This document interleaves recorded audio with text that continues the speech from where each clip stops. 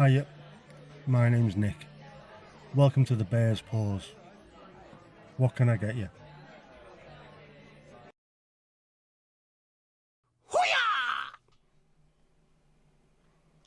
Hello, hello. Can you see me? Can you hear me? Can you let me know?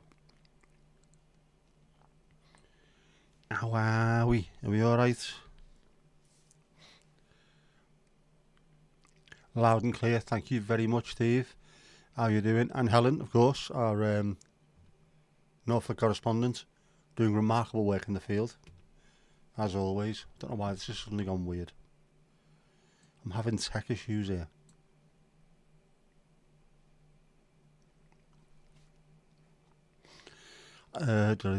Mandy, how you doing? You okay? Kirsty. Esther, you all alright? Are we all sound? That's better. There's been loads of tech problems.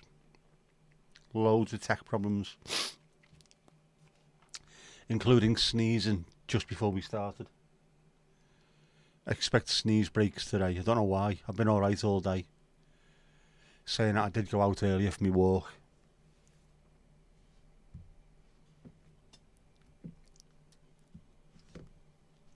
Could be that. Might not be. You never know. It's Sunday. How did that happen? How has that happened? There's no need for it. No need for how quickly it comes round.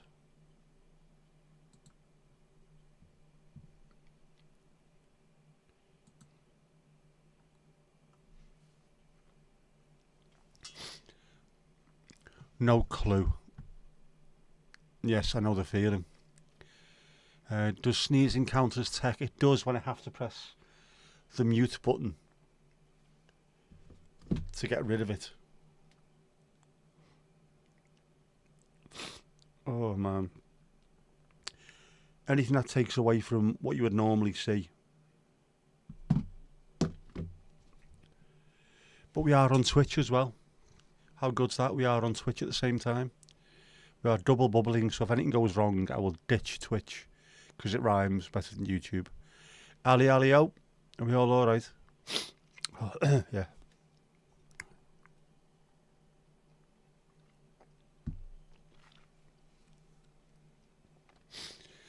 I'm on my second of 3 lie-ins. See, tech problems. This was playing when I started.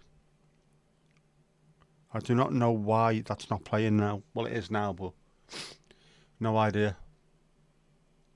Told you. Techs. Loads of techie probs.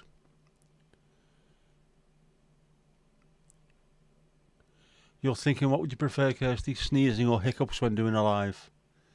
I think if you sneeze, you can tend to get rid of them with 2 or 3 sneezes and they're gone. Hiccups, they can carry on for hours, can't they? Unfortunately.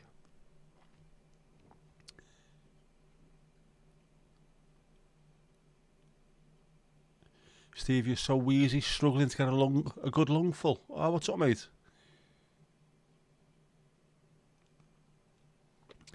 You haven't got the Miley Cyrus again, have you? Round 2 of that. We don't need that. Same song too. It's stuck. Do you know what I think it is, maybe? It's one of those days. Have you ever had one of those days? I'm having one now.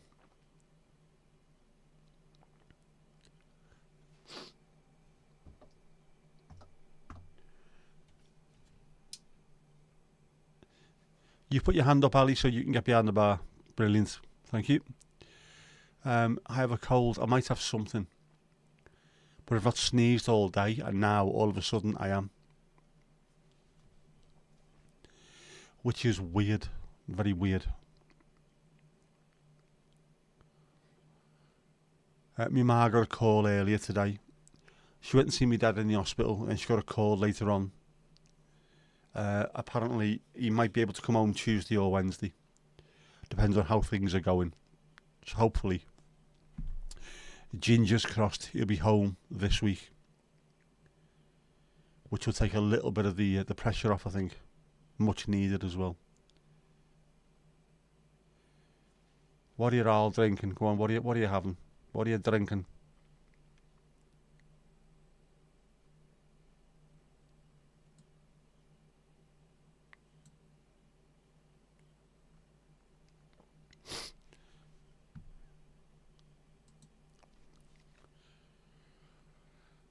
Are you off work tomorrow, Steve? Do builders take bank holidays off? If you're self-employed, it's not really having a day off, is it? It's just a day where you're not actually making money. Different for me, obviously. I'm off. And my daughter's off, which means I get another lie-in, which is so badly needed.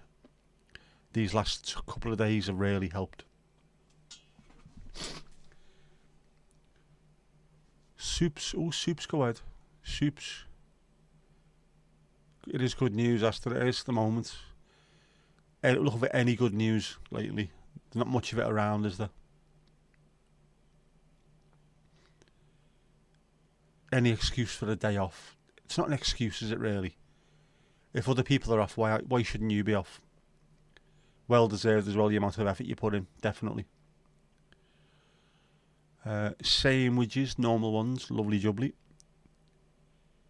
Bucket, Mandy's bucket there as well, I can see that, and cocktails and wines and all kinds of stuff, fantastic stuff. Bank holiday tomorrow, Esther, it is, yes, bank holiday Monday, the last one before Christmas.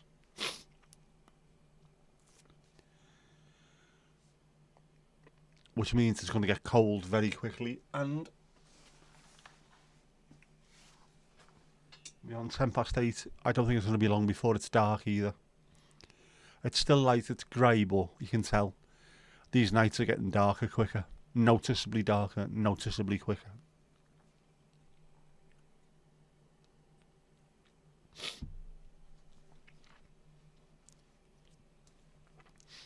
Two soups, Steve, two soups.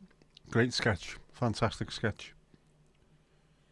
The wonderful Julie Walters.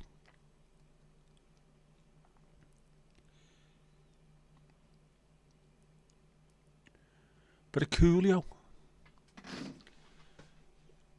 who must be from Plymouth, singing Ginster's Paradise. Incredible stuff. That's one of those sketches, Two Soups, that is not remotely funny. Well, I can't see how it can possibly be funny when you see it written down on a piece of paper. There's nothing to it really, is there? There's only probably a few lines. That's your sketch. It is Julie Walters that makes that funny. Absolutely incredible. What an actress. Them two work really well together as well.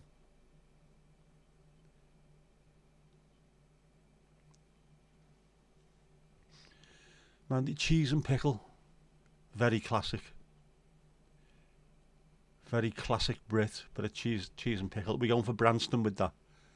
Is that the one, is it? What's the other pickle that took over from them? Ended up doing more, I can't remember. I don't really have pickle on anything. Mind you, I've not really had many sandwiches recently, apart from the occasional one I've bought from Tesco.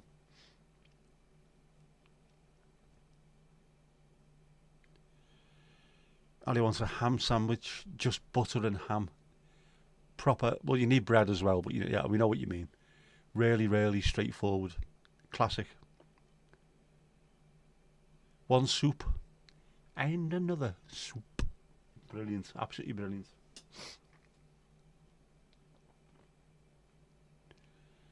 Imagine trying to sell that as a sketch to someone though.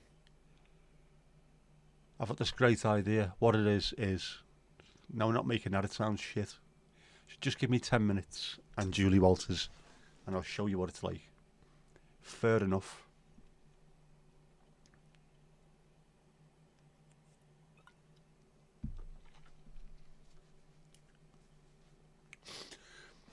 I remembered this earlier. I thought he had none left.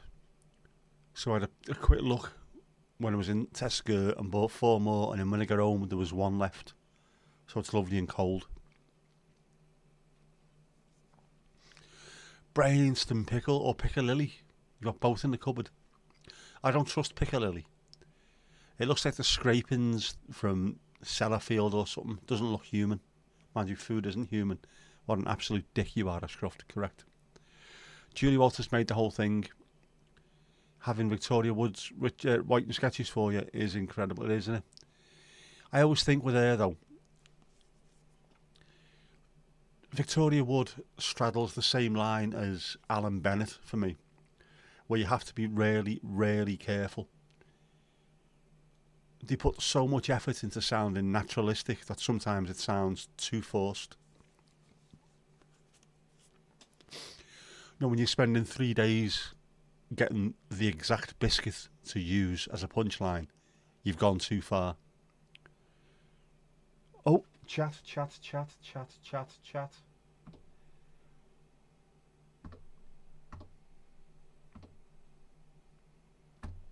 Buttons have been pressed. I told you it was having a bit of a tech nightmare. There you go.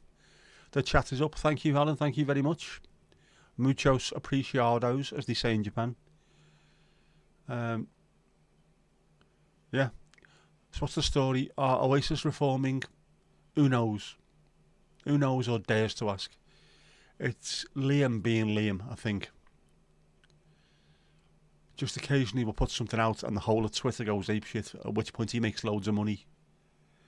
Because clickbait. But they might do. Noel will have a divorce to pay for. So they'll need the Dwayne Eddies. And my daughter was the first one on the phone to me today. Dad? Yes, if they reform, I will try and get us tickets. Is that garlic bread, Kirsty? Garlic bread. It's a sensation. I did check Tesco for the Joe Nuts. That's a very, very difficult line to read out. I did check Tesco for the Joe Nuts. Fucking hell. I checked for Joe Nuts in Tesco. There you go, it's easier. They never had them in the section where all the biscuity aisle thing is. I didn't check whether or not they had them with the cakes. There's another section with cakes and Mr. Kipling stuff. They might be in there with them. I'll check that tomorrow. Well, Tuesday, not tomorrow. I got all my shizzle together today and I got it early. Normal bread. Normal bread. Dirty bastards. Ali saw it on Facey. Delroy Facebook. Yep. There's too much at the moment on social media which is done purely for clicks. There's clickbait absolutely everywhere. And if you are someone like Liam Gallagher who could generate your own clickbait, why wouldn't you? I'm sure he gets his Twitter page is monetized. So if he keeps on doing that on Twitter and Facebook, he'll be able to monetize the rumours. Which is why if you go on Twitter now, I refuse to call it X. The last few weeks, it's been an absolute bin fire. And the last few days especially, it's just people trying to farm clicks. Without naming Wish You Were Here, what is your favourite Pink Floyd song? And then the same thing, Led Zeppelin or the Beatles, or just the same over and over and over and over again. Without Googling it, name something from Japan. Just fucking, what is this shit? It used to be great. It's not anymore. Steve, you fell off a diving board in Guernsey. What? Heavy that, mate. You can't be doing that. No bakery section. Not on Twitter, no. Yes, there is a bakery section in Tescarini's. But near the... It's not really the bakery. All the breads and the pita breads and crumpets and all that. On one side of where the aisle is, there's also Mr. Kipling-y stuff and that kind of cakey biscuity stuff. So they might be in there, but I was in there and out there within seconds earlier on. Flew in, flew out. It were too busy. Obviously it's going to be closed for one day, or it'll be open for 4 hours tomorrow or something. So you think the whole of the world is coming to an end. People with 6 trolleys worth of milk, which is going to go off within the space of a week. Wankers.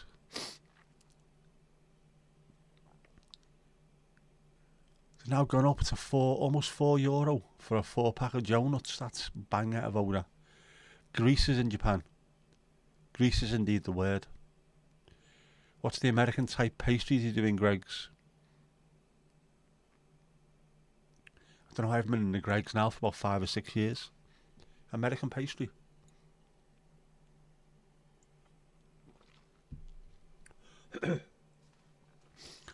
Oh, it's a reoccurring line from Dinner Ladies. I haven't really watched Dinner Ladies, to be honest with you.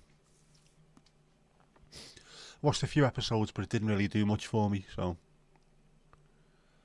I tend to flick over to something else when that's on.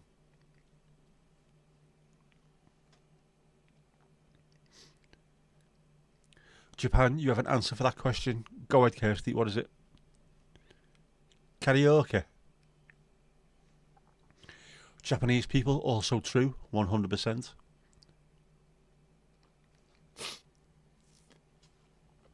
Sake, sumo.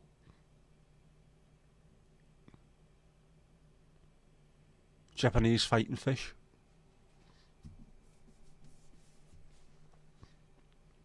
Anime, also, yeah. Koi carp. Kaizen principles. If you've worked for Toyota or for any large company, you'll know what Kaizen is. Which is a time and motion study which was brought into our work. And they literally timed you doing everything.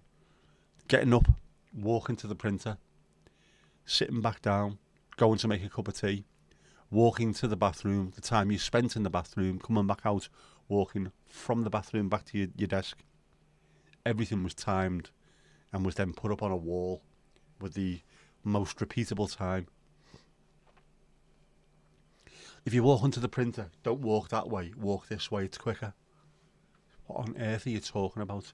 That'll shave 3 seconds off, which over the space of a year equates to 27 days. What are you on about, you knobs? Right, it's like a sweet pastry the size of an eclair. No idea. Vending machines, bonsai trees. Is it a Twinkie? It sounds Twinkie-ish to me. Cherry blossom. Are we talking about the tree or the boot polish? Katana. Yeah. Is she still doing the Iceland adverts? Kerry Katana. A katana's a massive long sword, isn't it, by the way?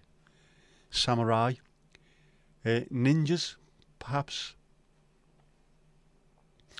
Sashimi. For after, aren't we ordering? We can order it in, no worries. Twinkie, is that the one, is it? Man, Twinkies. Twinkies are, yeah, they are similar to that, aren't they, with cream in them.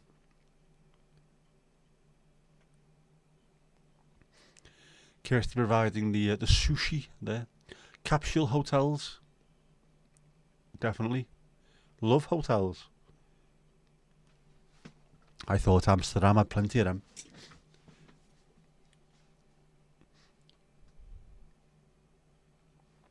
Toyota Supra, yep. Never had one. I had a Toyota Avensis, which I absolutely loved. And also a Nissan Primera, which I absolutely loved as well. Both did me very well. I had to get rid of the Toyota to buy the Mercedes because it was a manual and I can't drive a manual. I'm not allowed.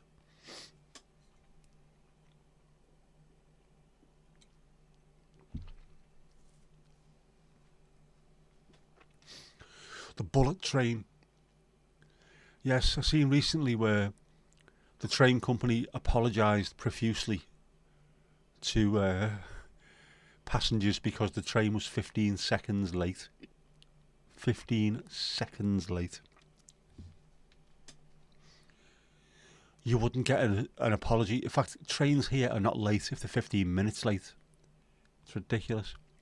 Nintendo, yep. Samsung.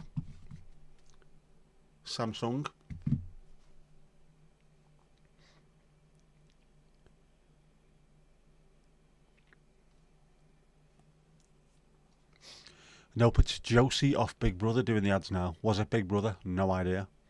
Oh, was it that Bristol girl? The one who does, is it Good Morning Britain, or the one that's after it?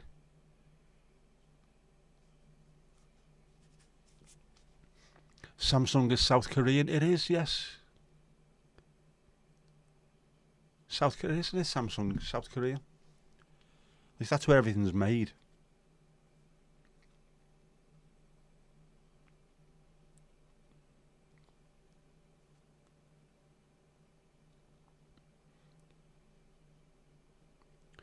Yep.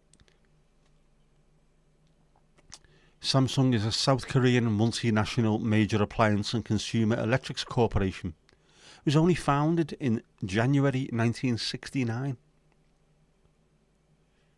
1969, man. And that's going to bring me onto something now that really grips my shite. Americans on YouTube are convinced that Apple is the only thing on earth. Whenever they talk about, if you don't use your camera, use your iPhone. I haven't got a fucking iPhone. You can use this, you can use your iPhone. I haven't got an iPhone. Pick up your MacBook and your iPhone. I haven't got a fucking iPhone. And it turns out 70%, over 70% of the world don't have iPhones. They have Android. Android is by far the more popular. So if you're in America and you're a YouTuber, fuck off with your iPhone shite. You can also do this on your mobile phone or your cell phone, if you want to call it that. Phone's a phone, mate. And we have more of these than you do of them. Plus, Apple are fucking evil. Don't suppose Samsung are too much better, but I don't think Samsung have been done for deliberately slowing down their phones yet, have they? Which Apple have been. Wankers. What's the weather like? It's very wintry over in Ireland. It's been very autumny here today. Very autumny. Honda. Yep. Great weather for drying your clothes too.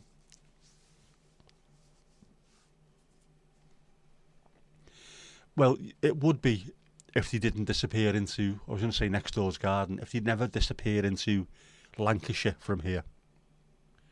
You wouldn't pay the money for the iPhone. I think I'm paying more for mine than they're paying for theirs, but I'm due an upgrade in the new year. I've got the Samsung S23 Ultra. It's very nice. 8K video on it and all kinds of stuff. It's immense. Absolutely immense.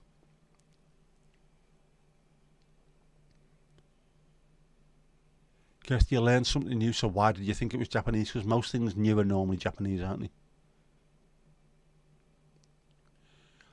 Man, you saw a reel earlier, a supercomputer made from artificially made human brains. Say what? That's going too far. That is going too far. I'm not ranting, Esther. I'm not ranting. Not yet, anyway. But Apple can go and fuck themselves. They've had to cave as well and go to USB-C for the chargers because the whole world is using USB-C apart from them. And it means that if everyone's got the same charger, everyone can use each other's chargers, or you can buy them really cheap, which is why they don't like it. They hate competition.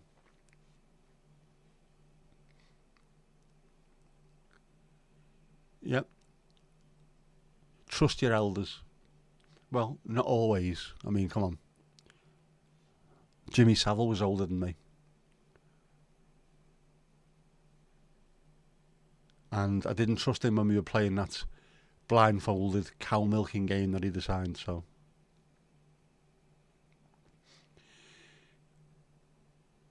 Kirsty, does that mean you have to listen to the government? Yes, is the unfortunate answer to that one. There's people all around the world who are saying don't listen to them, but you have to. That's the whole point of having a government, is to make sure that society functions. And I know it doesn't all around the world, but if you don't, that's when you have people driving past primary schools doing 80 mile an hour in the cars. Well, I'm not listening to the government. Who are they to tell me what's dangerous? I think we can all agree driving 80 mile an hour past the primary school is fucking dangerous. Don't do it. But the government told me not to do it, so I'm doing it. Sound.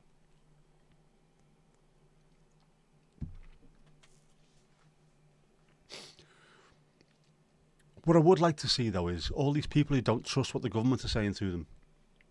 I'd love the government to come out and say, don't drink lead paint, and then see what happens. Because we could do with a little bit of Darwinism at the moment. Know what I mean? There are stupid arse laws. There's loads of good ones that people don't take any notice of either, but they should do. Well, it should be. The way it used to be is we voted people in to enact laws that we wanted, not the other way around. They get in charge and they tell us what they're going to do, and we like it all lump. It shouldn't be that way. And the whole point of also having government is to enact things that we as a society think will make things better for everyone. And again, unfortunately, they don't, do they? And I don't think giving money and bombs to people to go and bomb innocent people is a good thing to do. But they won't listen. Millions of people marching on the streets telling them not to do it, and they still just, well, we don't care what you think. Well, you're supposed to. That's the way it works. But fuck them anyway. Who cares?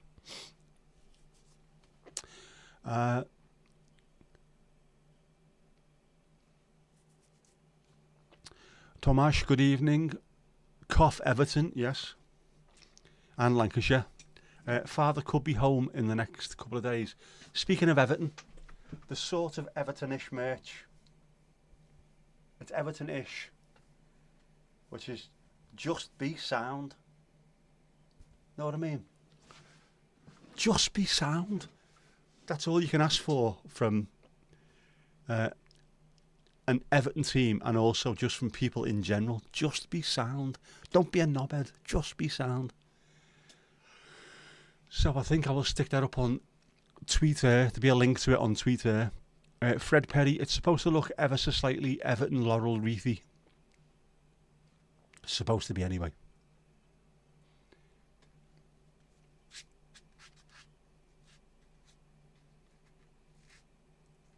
Don't tell me I've dropped something on it already. I can't of them. Forgot to ask about me dad.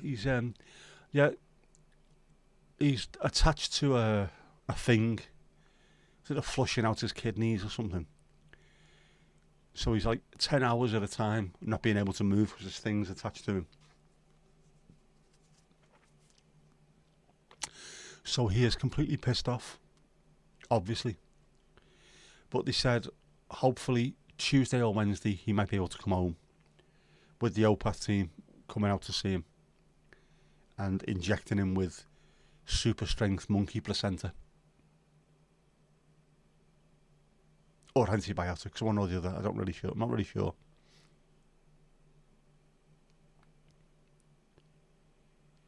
Kirsty, going to be finding out how many nuclear weapons are missing. That's going to be interesting. It will be. There'll be a few of them that have gone down in the sea, isn't there? Ones that have dropped out of planes. Genuinely, I've seen that before. Planes have turned up somewhere and they've had a look and go, oh, hang on. Weren't you supposed to have 4 of those things on the back of this plane? We might have dropped one in the sea on the way. Got the idea from Daniel, no problem. That's what we're supposed to get, innit? The aliens have got them, obviously. Yeah. Enjoyed Mr. Azul's writings about just be sound. Yeah. It's a phrase I've used consistently over the last so many years, especially when it comes to Everton. I'm not asked about you being great. I'm not asked about you being the best in the world. Just be sound. Don't be a dickhead. Don't turn up and have the press at the training ground every 5 minutes because you've done something spectacularly stupid. Just be sound. He's obviously just a prominent journalistic voice. He is. But, yeah, just be sound. Why not?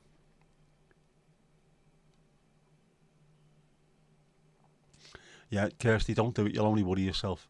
As soon as you find out how many, you won't leave the house.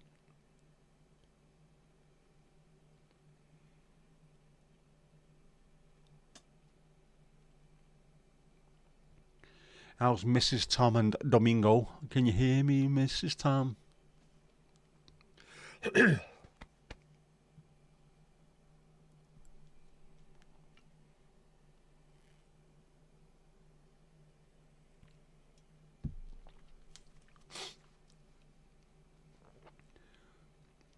That's what's said there. I sound, she sound.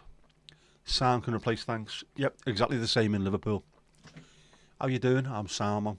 Or, instead of cheers or thanks, sound.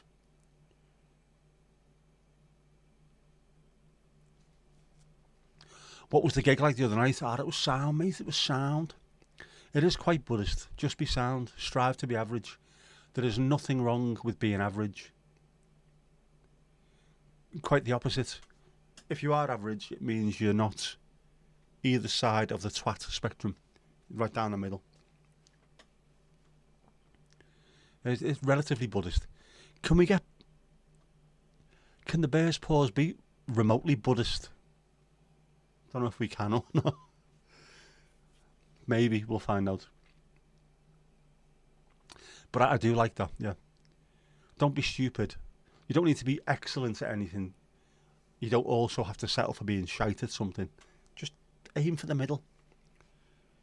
That way you don't crash. Aim for the middle. Unless it's a tunnel with a left and a right and then a big concrete thing in the middle, at which point don't aim for the middle.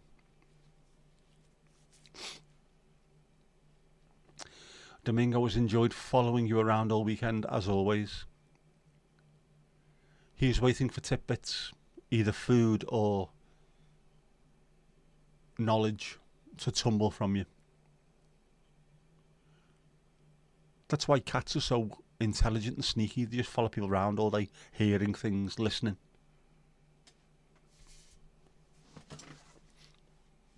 I reckon cats could fix your car if they wanted to. That's how smart they are.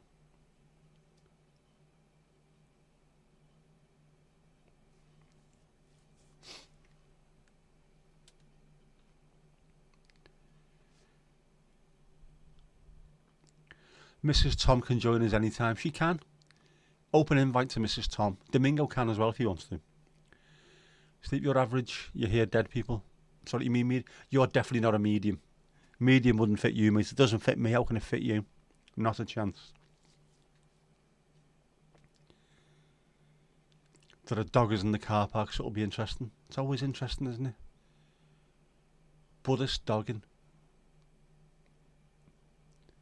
Make me one with everything.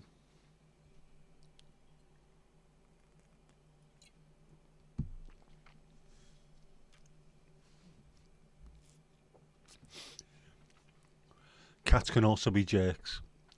No, that's Joust. And that's just simply because he's got a taste for wire. Totally wired. Yeah. But they can because they're bored, I reckon. I'm sure that's the difference between cats and dogs. Cats get bored at the drop of a hat. They constantly need feeding, whether that's with food or knowledge or entertainment. Dogs, on the other hand, you can pretend to throw a ball and 8 hours later the dog is still chasing a ball that you're not throwing. It never learns. It's just happy being there with you. Cats want more. Next. Dogs want action films. Cats want plot. That's the difference. Piggly Ding, next. Who's up next? Who's working next? Who's going next behind the bar?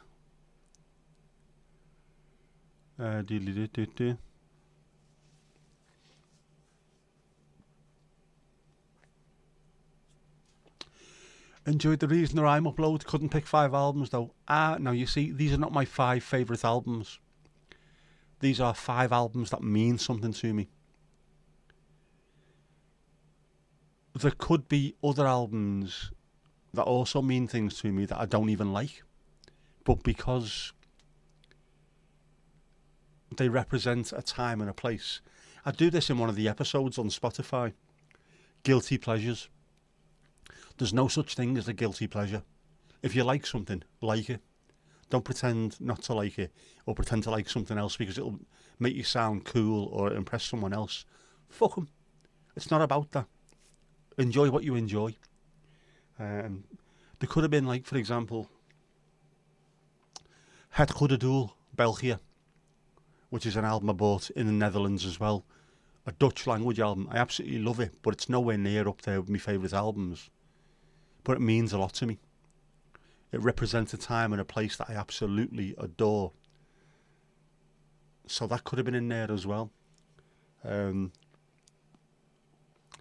have been Tears for Fears, The Hurting. Another, I've got the album there that me Uncle Paul gave me. That could have been on there. Madness, One Step Beyond. I've got the album there that me Uncle Mick gave me. So these are all albums that mean something to me, but I thought the first 5 that came to mind that really represented a part of my life or pushed me into doing something were the first 5 that I did. And I wanted to get it up and published to see what the format looked like. So hopefully there might be some more of them coming up. Now I have to start thinking what to put in there though. But I enjoyed doing it because I can't do the podcast anymore on Spotify. They're not allowing music and talk anymore, so I can't do the music on YouTube because I get blocked. So just gotta do what I can. Maybe one day I'll try and I'll put the songs in it, and if it gets copyright dragged, then so be it. Kill Your Darlings. Yes, you have to do that quite a lot when you're a tuber. Man, you couldn't pick 5. You can't remember the names. Well, just describe the covers. That'll do. You remember faces rather than names, don't you? When in secondary school in English lessons, one of the projects you had to do was to do something with the film, but you can't remember what. Oh, Kev, how you doing, bud? A quick jump in to say hi and hit the like. Get you on next one. No worries, mate. Good to see you as always. Enjoyed your stream the other night. Proper all skull. All skull. Can't I do a 20-second burst? Not anymore. I'm a dad. We pee for age. Oh, you mean 20-second burst of music? It doesn't matter if it's 3 or 4 seconds of music. You can get copyright structed because of it.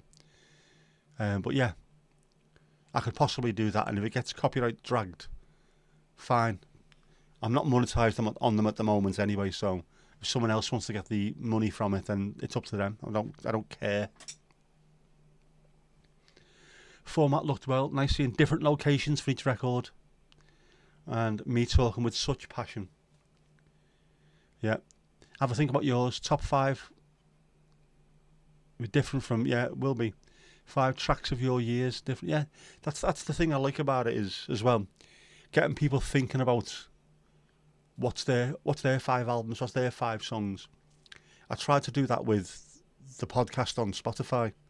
This is the reason why this is important to me. What are your songs? Is there anything that reminds you of a place? That'll be one of the next ones as well, or one of the ones further down the line. Songs that remind me of specific places. I've done one of those on Spotify. Gone very, very mid-Atlantic there. I did one on Spotify. So I might do one on YouTube as well. But I wanted to check out what it looked like, what it was like going out and about, doing a bit of filming. Trying to find some places that might look a bit more interesting. I needed to get closer to Funland, I think. I stopped because there was just loads of people hanging around, and they all looked like absolute bellends, to be honest. So I just stopped, turned around, did a quick turn and fecked off. Did I check out your top 5? I did. When you finally got round to doing it. I am a rebel. Steve, you did yours as well. I didn't get round to liking them because I went through the YouTube Studio app, and as soon as I pressed refresh on something, everything disappeared, and I was streaming off my phone at the time. But I will go back in and do some replies because I like that. Like and reply. Because it makes it look like people are really, really interested in the video. Which you are, obviously. Killing Me Softly. Which version, though? Which version? Is it Roberta Flack, was it? And then the Fugees. The Lawnmower Museum, the actual Lawnmower Museum. See, it wasn't bullshit, man. It was a real Lawnmower Museum. Did the Lawnmower Museum look fancier than you expected? It's inside a shop. A shop that does key cutting and things like that. It's also, bizarrely, as you walk this way and it's a Lawnmower Museum. That would be a very, very good thing for our Kirsty as well. What's the weirdest museums that we have in the UK? And they'll all be in really strange places. You're not going to get the Lawnmower Museum in London. There's a thimble museum somewhere. There's loads of little mad museums all the way around the country in places where you wouldn't expect. But it's nice that they're not in London. They've got enough as it is. Let them have the Victoria and Albert and all that kind of stuff. I want to go to the arse end of nowhere to go and see the Privet Hedge Museum. You know what I mean?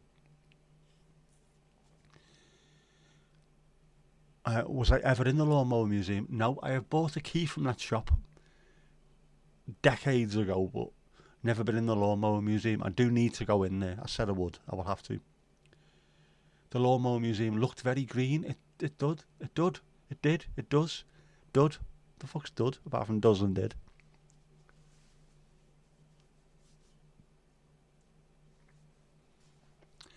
If you notice in The Sixth Sense, the only colour that truly stands out is red.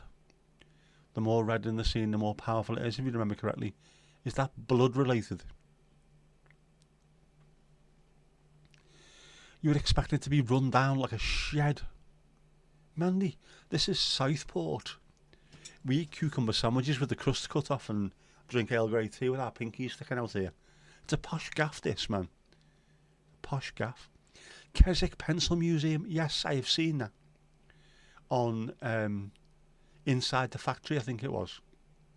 They showed you how they made pencils and then went to the museum. That's the kind of thing I love. That's so uniquely British, I would have thought. Or maybe Japanese as well. I can imagine Japan having loads of these weird little museums. But that's, yeah. I don't want to say celebrate the mundanity of life. The mundane is a good thing. Is there a spoon museum? Because let's face it, every one of us makes a cup of tea or coffee or has a dessert or something. Or has soap or ice cream in our case. Everyone uses a spoon. Wouldn't you find something interesting in the spoon museum? Every one of us has used a pencil at school. The pencil museum, you'd walk in thinking, this is utter bullshit. I don't need to be in this place. It's stupid. And then an hour later you walk out thinking, my word, that was fascinating. Can't wait to go back there.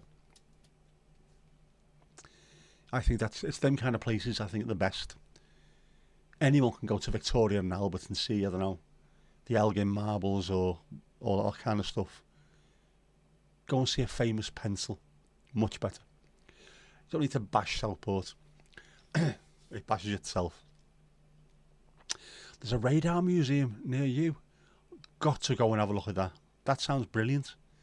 The whole history of radar is super. By the way, by radar, do you mean catching planes and seeing where they are in the sky, or is this a really weird niche MASH museum in the arse end of nowhere, full of Gary Berghoff mementos?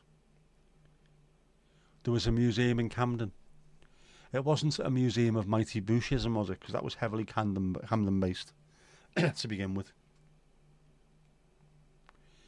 Not Southport. The lawnmower bit. You associate lawnmowers with sheds. Yes, but the lawnmowers in Southport are normally sit-on ones and they have their own garages. There are bits of Southport which are rough as fuck, like, has to be said. But overall, it's quite nice. It was called the Vagina Museum. Swat of a place.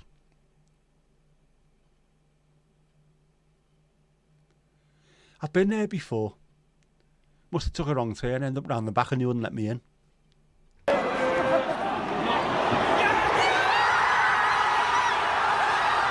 Give myself a dad joke for that one. I apologise for yours earlier, Steve. I wasn't on ball, mate. I wasn't on ball. I wasn't on ball at all.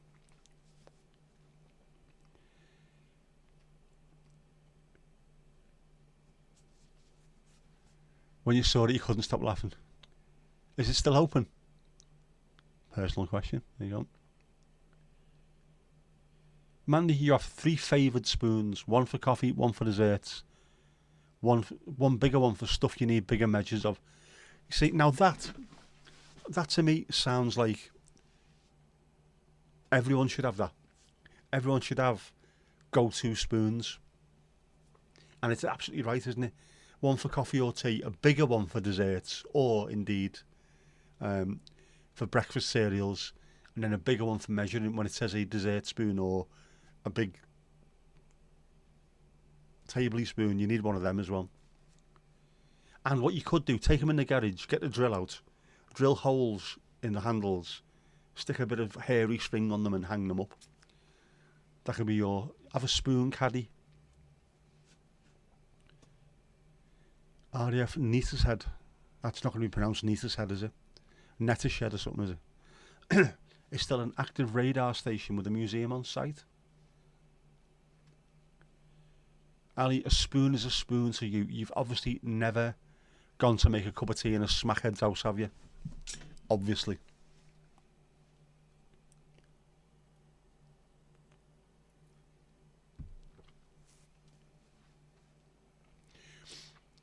Obviously, a teaspoon for sugar in tea. Yes, that is a certain size.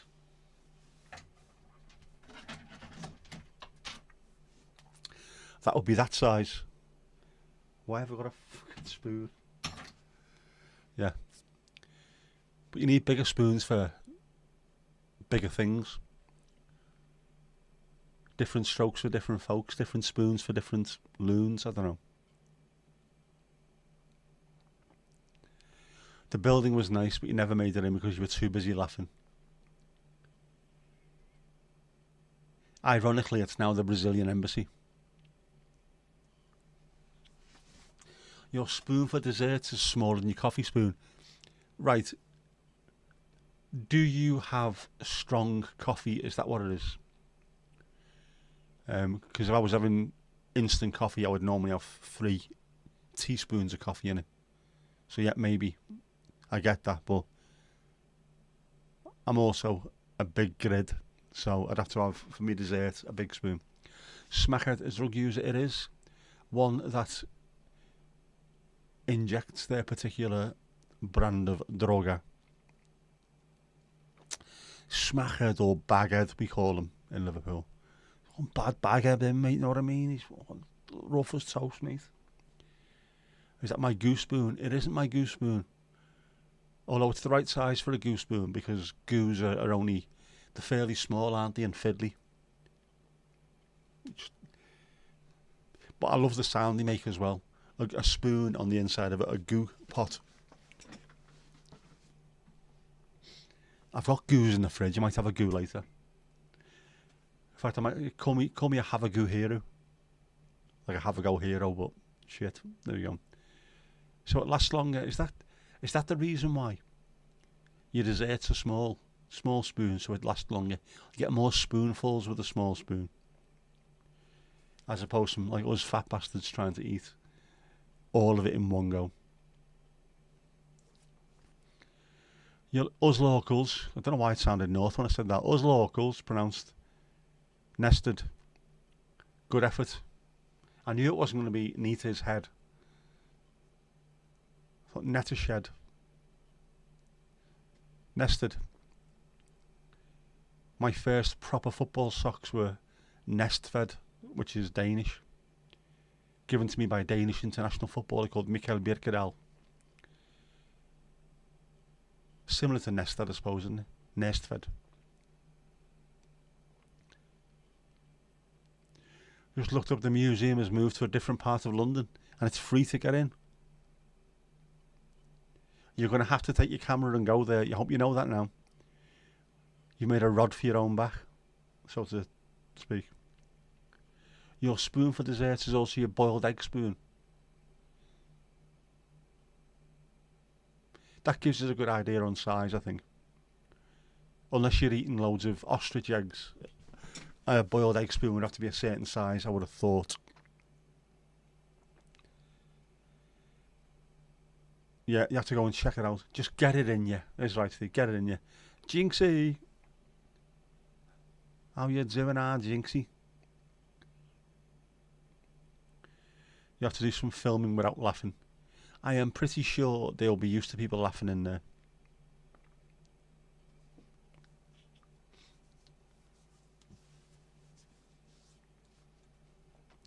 Your coffee spoon has a longer handle, so it reaches the bottom of the jar.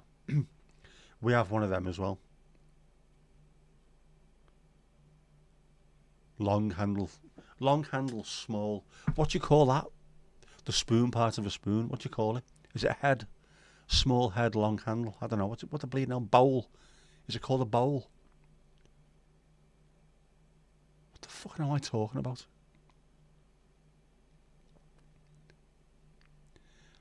What are you drinking, Jackie? Right. Jinxie behind the bar. No problemo. What's the topic? We're talking about spoons and the Vagina Museum. These are not connected, by the way. Jackie, what are your favourite spoons?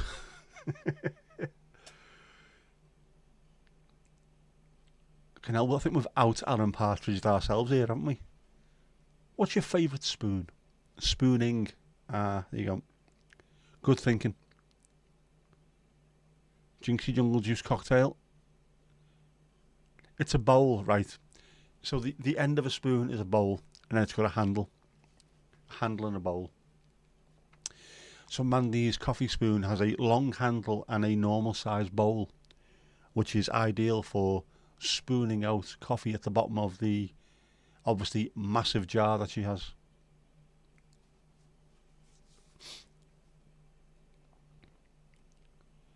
Norfolk's favourite son. North Norfolk's digital. He is brilliant.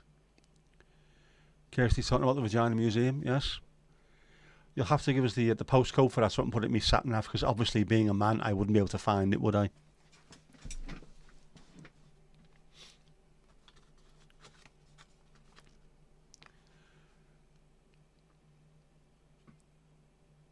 Apparently there's a Lancashire taxi firm with all female drivers because men can't find a way to Clitheroe. That may or may not be true, I don't know. You also have a Sunday spoon for Knickerbocker Glories. We have one of them as well. A proper really long spoon, which looks more like some kind of Henry VIII back scratcher, I think, by the look of it.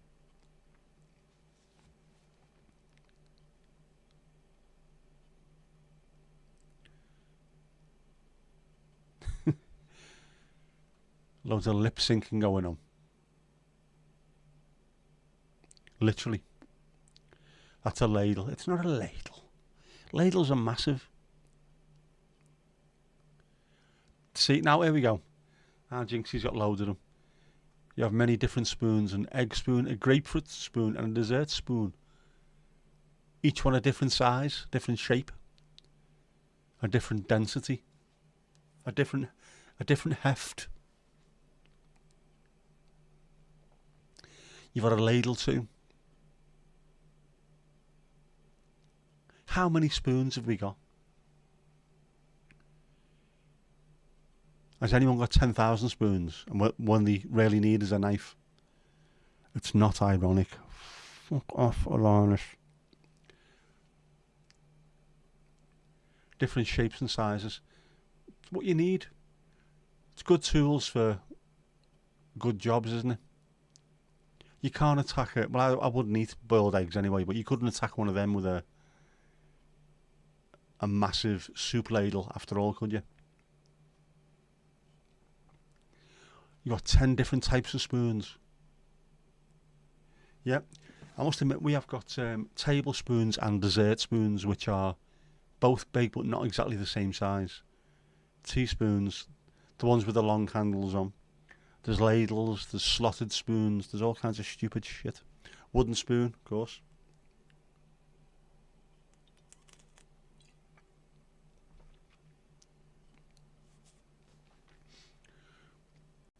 A teaspoon, a big spoon and a ladle. not soup spoon.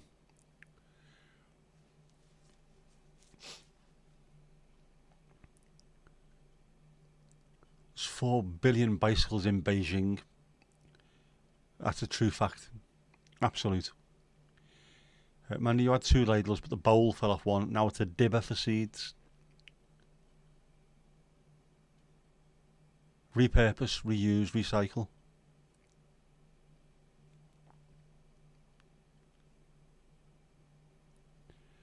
Don't like people using cutlery wrong. Grates you. Oh, very nice. Dad joke for that.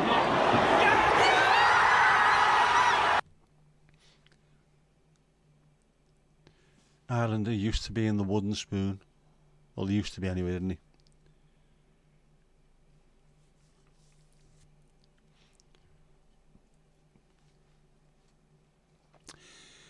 Jackie, you've got 2 dibbers. We'll stop doing naked press-ups in the garden. Gen X for the win. Absolutely 100%. We know these things.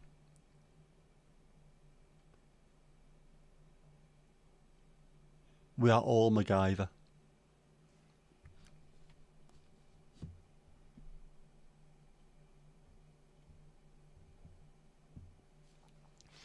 MacGyver.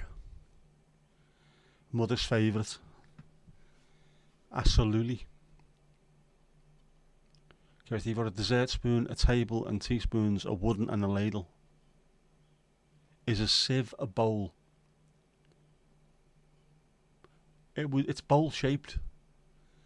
A bowl with holes. A holy bowl.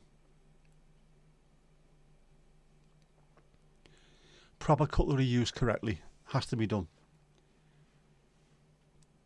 Although that thing with 8 different knives and 8 different forks and all kinds of other weird stuff. My nan used to be like that. Go to hers for dinner on a Sunday and it was just, there was too much cutlery going on.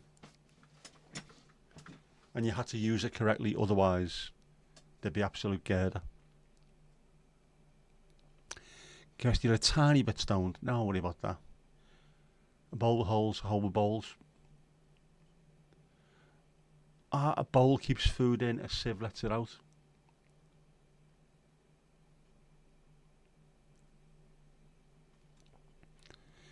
If you see someone put a knife in their mouth, you ask them, did they need a fork? Or is this, we're talking like a zero tolerance policy towards cutlery twattery? Man, you've got loads of spoons, but you've got your go-to ones. I completely get that. I think most people will have a go-to knife and a go-to fork as well. And you know not to use your dad's fork. That's his.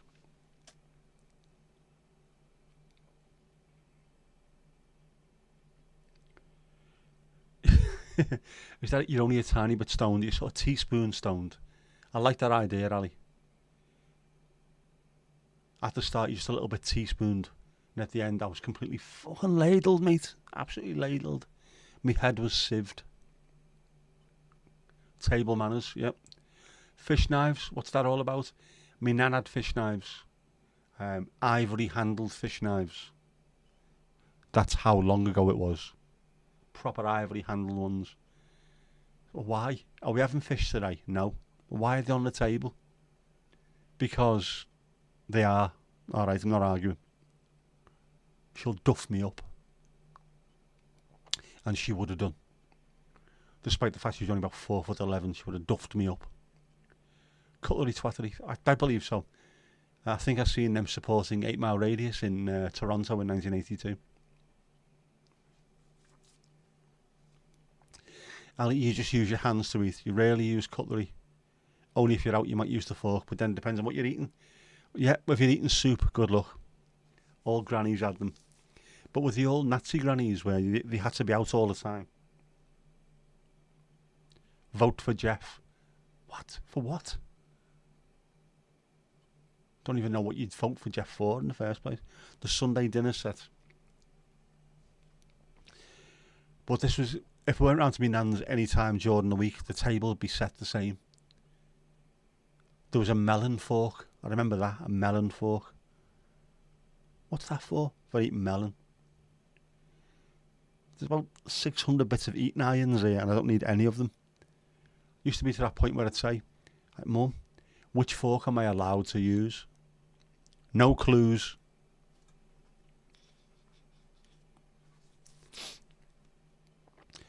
You don't eat soup. What? Pasta spoons. Pasta spoons as well. The plasticky ones with the 4 tangs. Tines, aren't they? That you can urge them a flip pasta out with.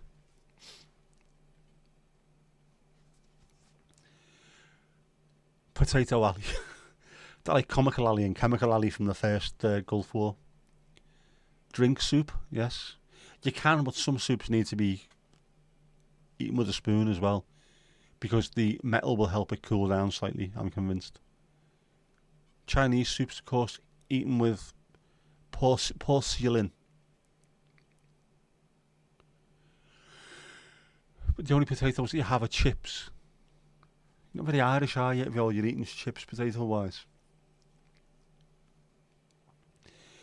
Tomash, you bought sporks in lockdown. Forky spoony things, shovel it in. Sporks in lockdown sounds very much like it could be 8 Mile Radius's next album. Like King Crimson's Larks' Tongue in Aspic. Sporks in lockdown. Do you prefer a fork or a spoon? Alley? They are tines, aren't they? Kirsty doesn't eat soup either. I think soup is one of those, it's a yay or nay kind of meal, isn't it? A lot of people absolutely love it, a lot of people hate it. The only ones I really eat soup-wise are Chinesey soups. I had wonton soup last week or the week before, because I didn't fancy anything too heavy from the chippy. And it was nice. I like that.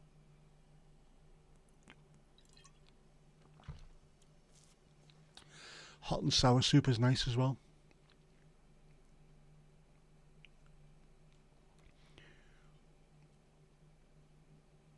Even a good chicken and sweet corn soup is quite nice.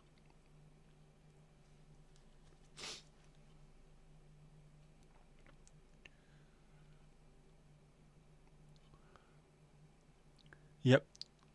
You're not alone. You are a part of the No Soup Club.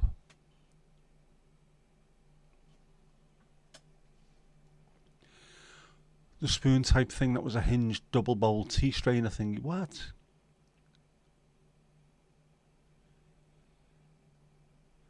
We need to have a proper deep dive into this, don't we? What kind of soup, what kind of spoons are there, rather? How many different types have we got between us? You'd have a soup roll with butter, but what would you have that with though if it's not with soup? Not even cup of soups. Anyone who's worked on a building site or has worked outside knows how handy cup of soups are. Flask full of boiling water, lash one of them in.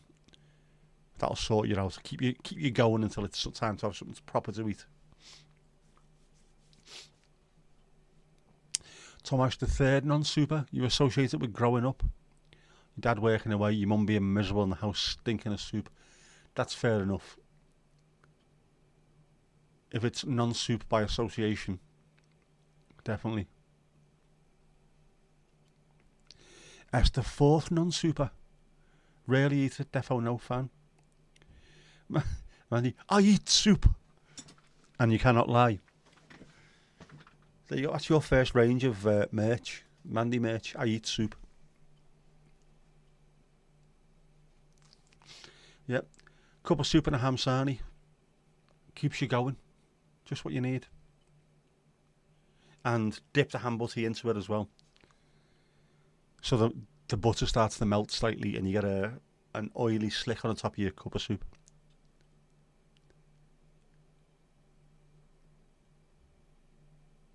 Jinxie, I love soup. Soup's really healthy for you, isn't it? There was a documentary or documentary series, I think, on BBC. Most of these things are, aren't they? Might have been Michael Mosley. the poor dude who unfortunately passed away recently, where they took a meal and fed it to half of the people. Then they got the same meal and blended it and fed the same amount of food to the other half of the people, and then had them to do certain tasks and tell you how hungry they were feeling when they started feeling hungry to begin with.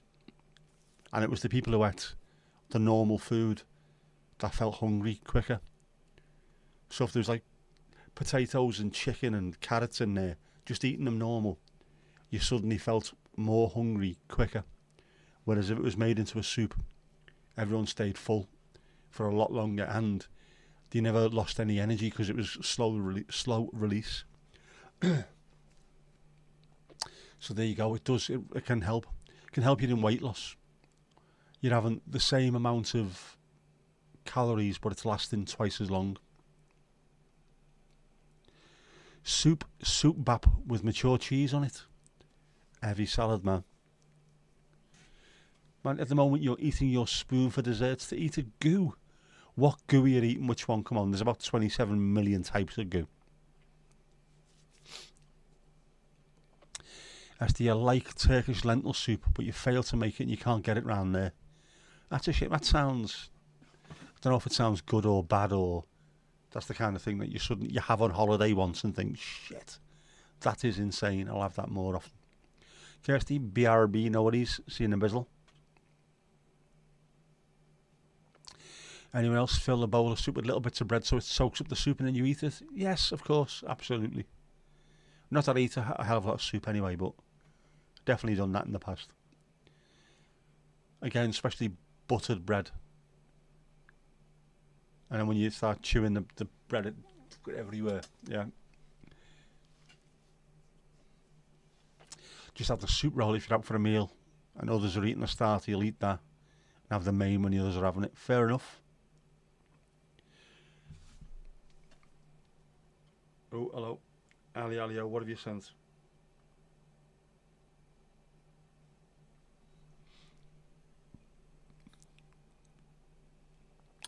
Now, they're tea strainers. I've got tea strainers.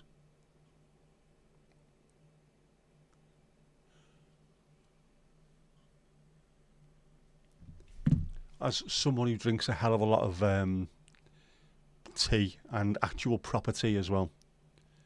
Not just tea bags. Loose leaf tea. I've got loads of that. I used to have one of those little bally ones that you'd fill with tea and just leave it in your cup, but now I've got a proper little teapot. A 1.5 cup teapot, which is really good, which came from Leaf on Bold Street. Do some fantastic teas there. Well worth it. Domingo has Felix cat food soups on occasion. He's no less hungry ever. That's because he's an active cat. He's a cat about town.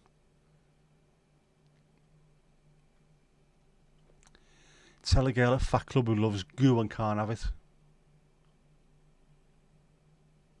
I would do, but I don't want to see a grown lady cry. Milk chocolate mousse with ganache. Nice. I've got hazelnut praline in the fridge. I haven't tried that one yet. Jackie, having low-fat strawberry Greek yogurt. That's nice as well. Greek yogurt's really good stuff.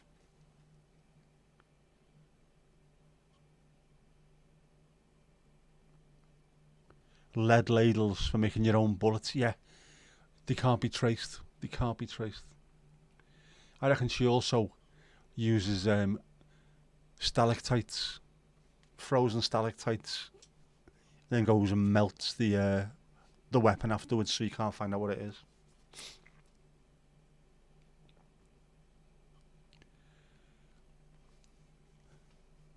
I think Steve's after a new job. Is that to be your minder when you're out on your wet work? It's quite heavy, man. You couldn't eat two. There's not that much of them either, so it must be really, really heavy.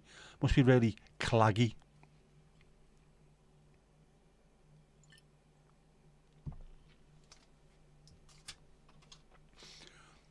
I'm going to have one of mine later, so I'll let you know what it's like. Maybe that can be episode 2 of The Reason to Rhyme. Top 5 goos.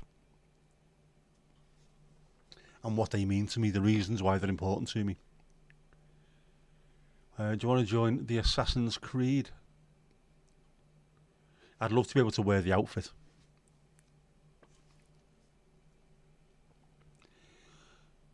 Steve would love to, but he's no good at hide and seek. Nah. Out in plain sight. To hell with the consequences.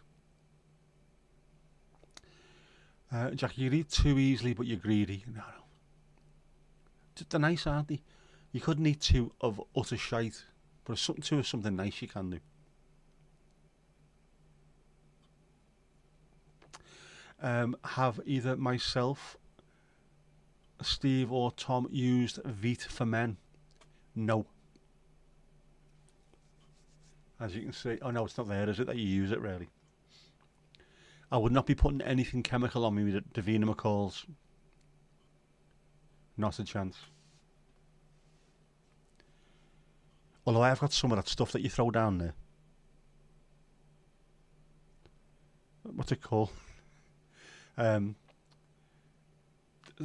cream to keep you nice and chilled below the equator.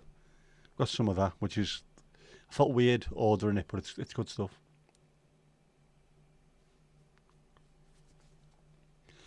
That would mean you'd have to try all 5 billion flavours. I am well up for that. Blend in as a tree. Must be branching out. What's Veet for Men? I am presuming it is hair removal cream for a certain area. Don't like salted caramel flavour. Both, absolutely.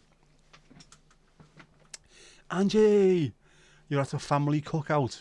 Wanted to say hello. Enjoy the barbecue, the family cookout. Sounds fantastic. We'd have one, but it's pitch black and it's fucking freezing. Autumn has arrived. You have to watch Kirsty's late live. Was it yesterday or the day before? To find out. It sounds too dangerous.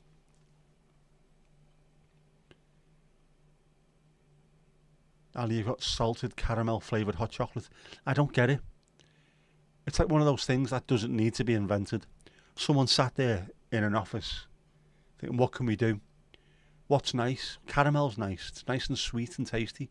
Ooh, yeah. We'll get some of that and we'll throw some fucking salt in it. Why?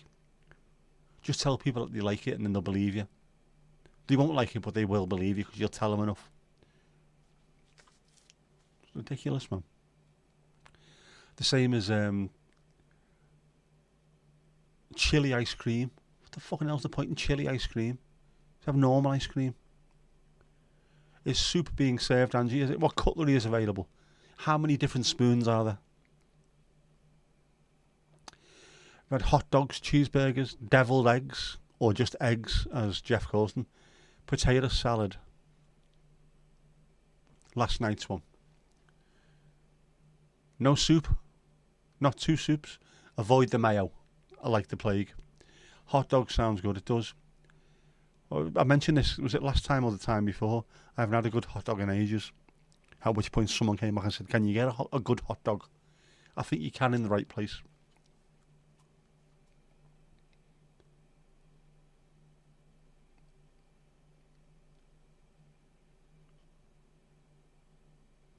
If it's a plain one, you'd be happy out.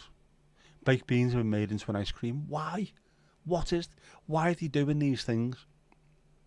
Just have nice stuff. Nice stuff that tastes nice. M&S sell hot dogs. Does that mean that they're really, really nice, or they're just made from really good animal? Now, normally it's made from whatever you've got left in the bottom of the budgie's cage. This is a very, very posh budgie that it's made from. And it's your great nephew's birthday, so Healing, hanging with the family. Fantastic, lovely stuff. Perfect. Send him our congratulations on the birthday from all at the pause. Lidl have frankfurters, you like them? I would think Lidl and Aldi will have decent kind of stuff because they're very Germanic, aren't they? And German do good sausage, so I'm led to believe. Soup for One is a great song by Chic. The sample was used by Mojo for Lady. Right. I probably know what that is, but I can't think off the top of my head.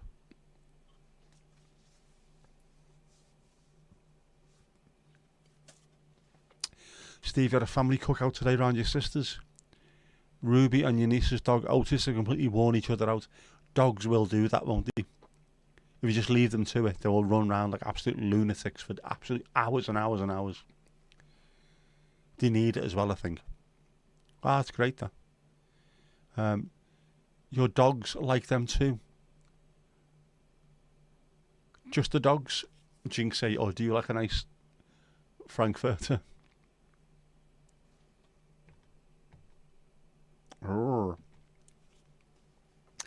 You try and pop back on when you get home. No worries, Angie. Just enjoy yourself. That's the main thing, isn't it? Hot dogs are one of those things that when they're of a slightly lesser quality, the better. I reckon that's probably the thing, isn't it? Maybe they should be a guilty pleasure because you shouldn't be eating them, but yeah. Shitey ones with boiled onions and cheap tomato sauce and cheap mustard. And after having a few beers, always go down well.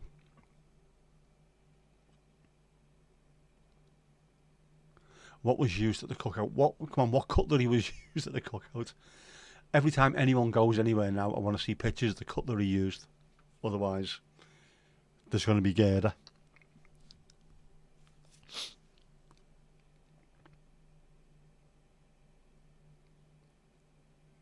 No frankfurter for you, dislike the smell of them. Yeah, I think some of the Germanic ones, they taste nice, but they don't necessarily look or smell too fantastic. But Europe does some very nice sausage.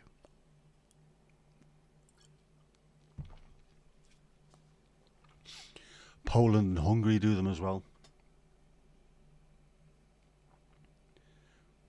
Fanta and Pringles for Ali. You know, it annoys you when onions are put on top of hot dogs.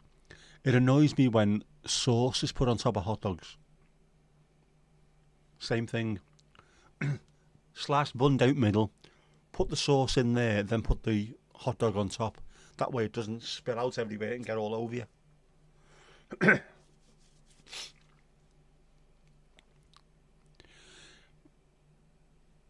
Perhaps the pause patrons can pick your post-work pre-match scran for Tuesday night. What in the hot wok or Goodison supper bar can you eat with a wooden fork? Gotta be chips. Gotta be chips and something. Curry rice and chips. Some rotten bastard was eating that last year. I was sat outside. It was one of those fairly coldish games. I was waiting to get in, and someone walked past and sat on the wall about 5 yards down from me with his kids. We said to them, well, we can't eat until we get inside, and then 10 minutes later they were all sat out eating curry rice and chips, and it smelled fit.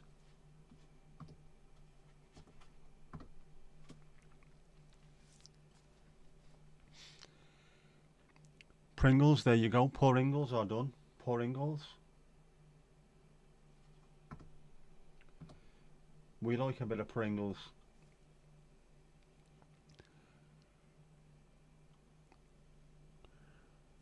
Onions first, then hot dog, then sauce, then twirl the sausage. Right. So sauce and then turn it. That makes sense. Otherwise, sauce on top is a no-no.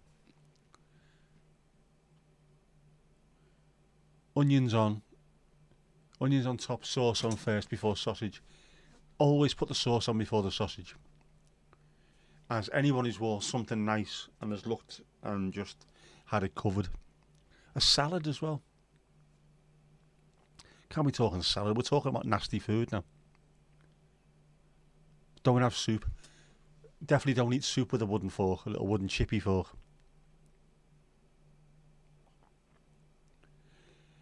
Half-time eating's okay. The pies will have cooled enough by that point. Not keen on during the match dining. No, definitely not. It's before or at half-time. Or afterwards, stood by the supper bar with your foot up against the wall, scanning food down. Fair enough.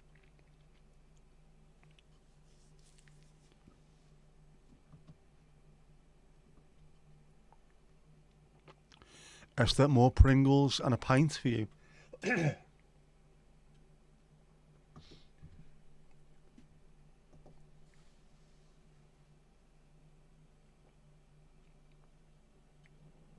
Piggly ding.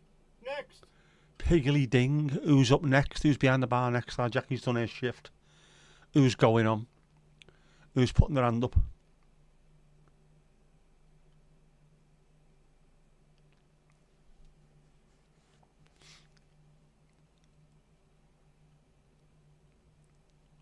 It's cold and I'm hungry and I'm in Dundalk. I've got no bus fare. I've got to walk. It's raining soup and I've got a fork. Half and half biscuit. Naturellement. Tomasz behind the bar. Yep. And Piggly Ding set.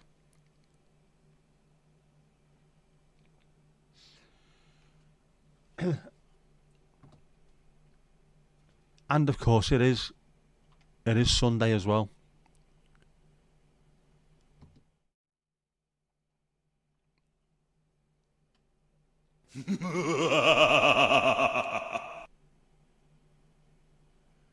So, sometime to have a look at what Jeff's been up to. I love British summertime, says Jeff. He is looking hench, but that is looking horrible there. That's rough. Nick's 5 sound weird to me. What's he playing? What's his 5? 666 and the number of the beast, I would have thought. What the hell is this non-alcohol business? Oh, did he go shopping, did he?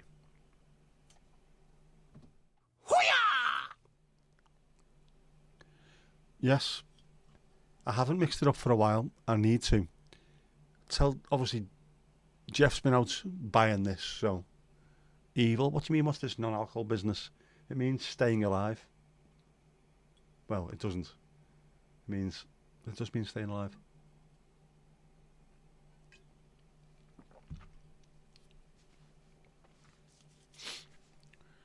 A bucket of alcoholic soup for Mandy. And what size spoon? Ali's got to be due a Fanta and a spice bag, definitely.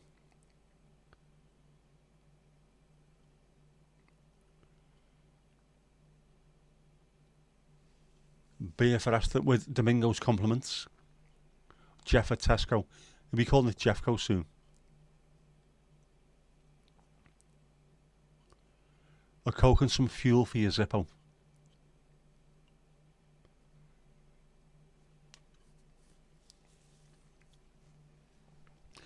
I know when we had the Derby Arms in Halewood, the pub, there was a family called the Doyles. Loads of them. Really, really nice family. Dead funny as well. They used to have a Homs night out. Hommes. Homs, not Homs. Homs. And you had to have a Zippo lighter, even if you didn't smoke, otherwise you weren't allowed to go out with them. Mad family, really, really nice. They used to live about 2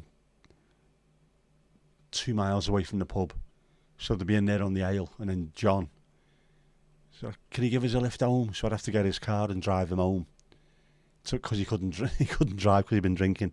I get to the house to drop them all off. He said, right, come on, get in the car, I'll give you a lift back. So what's the fucking point in giving me a lift back? I'll run. Because I was fit back then.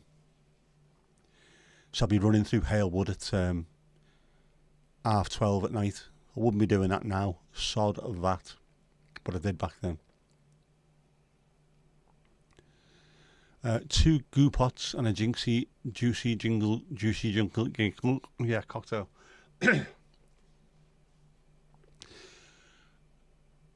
Thomas, have you tried any spice bag mix? They do it in Sainsbury's, don't they? Spice bag mix. Steve wants a Guinness with a straw in it. No cocktails. Of course you can. Oh, man, I love Guinness. Kirsty's got 5 Zippos. Does that mean you've now got a new nickname, Kirsty 5 Zippos?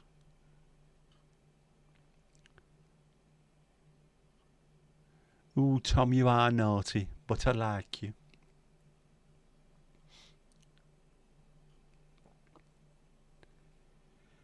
Yep, Steve, what are you on? Ham sandwich and some soup, a pint, ale or cider or Bovril, a pint of Bovril, a Guinness with a straw, a pint of Bovril, and put a head on it. Give us a pint and put a head on it before I put a head on you.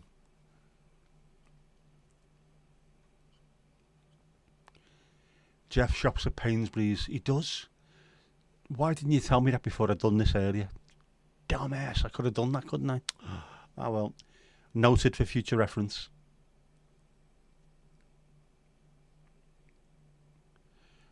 Is a spice bag the equivalent of salt and pepper seasoning? It is.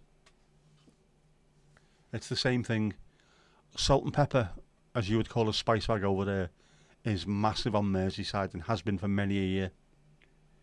Salt and pepper chicken, salt and pepper chips. Getting more Zippos. Are you getting a collection together? Me granddad had a Fleet Air Arm Zippo, which was one of his pride and joys. Esther, what's Bovril? It is a yeast extracty thing. It's a drink, like a very meaty drink. You put water in it. Pretty much like drinking fucking gravy, really, isn't it? It is hugely popular at beef extract, not yeast. That's my t-shirt, isn't it? Beef extract. Very traditional if you go to the match. So when I was growing up in the 70s, you go to the game, it was freezing cold, and you'd have a Bovril, and that would warm you up, and it'd be quite thick as well. Or not thick, but it'd stick to your ribs kind of drink.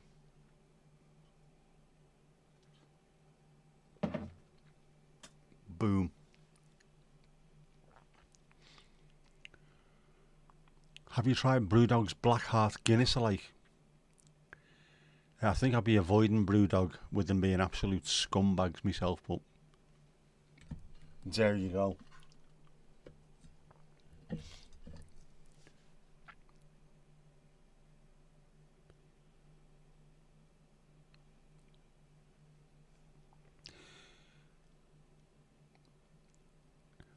Jackie, you stink of Vic Vapor Rub. Any reason why? Have you got a cold?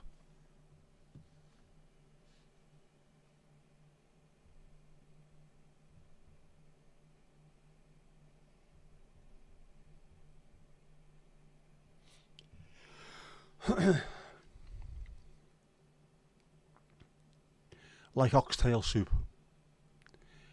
That's one of the problems I've got with soups. The British soups, the ones I used to get stuffed down me whenever I was feeling ill, I don't really like. Chinese stuff I love, hot and sour or wonton and stuff like that, but oxtail, mulligatawny, what's the other, golden vegetable and stuff like that, just knocks me sick.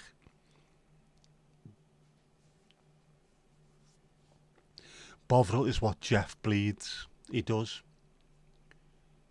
Jeff's evil. Are you stuffed up, Jackie? Is that a question? Who's that a question to? And why would they be stuffed up, Jackie? Oh, sorry, yeah. You've rubbed it round your nose for cold sores that appear today. Does it fix that? Vicks Vapor Rub. What, man? That's the problem. The Black Heart is great, but Brewdog are evil. Hoping it kills the virus off. Well, it may or may not do. You can only... I mean, people used to put perfumes or aftershave on there, didn't they?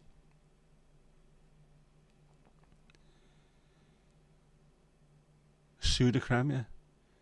Thomas, you'll know what kills herpes, apart from not sucking off the homeless. Don't touch your eyes, Jackie. Seriously, don't. Oh, you run down. Could be that. Could be that. Yeah, could be that.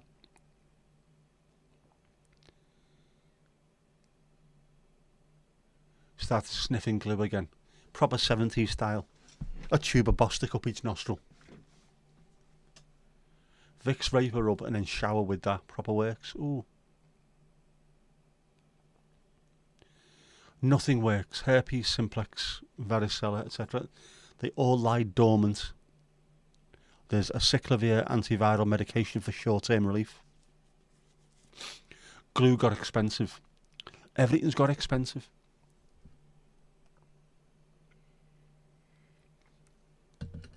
And you're alright. You could travel down to the border, couldn't you? And Ali could get you some cheap EU glue and hoy it over the border for you to catch.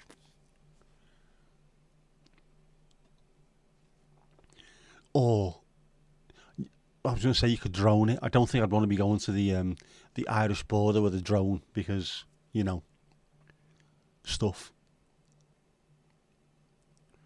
Thomas, you suffer with cold sores on your ear. A symptom of you being run down. And a product of having Bell's palsy years ago. My mate had that, Bell's palsy. We thought that he'd had a stroke. But he was absolutely 100% okay. And it disappeared in time, but, you know, man, it was scary. Ali could shout yoo-hoo as she hoys it over the border. Definitely. Don't go near the border with a drone. Yes, I know. I do know, Jackie, I do know these things. Oh. It's going up, it's going up, it's going up, it's going up, it's going up, it's there. Jackie, level 20. Get in there. Lovely stuff. Ali can post it to you, but if you do send it in the post, it will get stopped and you will have to pay extra. You have to pay extra tax on it. Whereas just going to the border, I mean, come on. The amount of red diesel that passes backwards and forwards. Should be easy just to throw a bit of glue in there as well.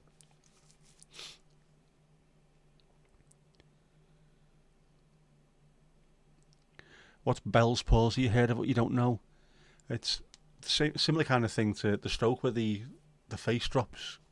Don't know what causes it or anything, but the when you see someone who's got it, it does look as though they've had a stroke.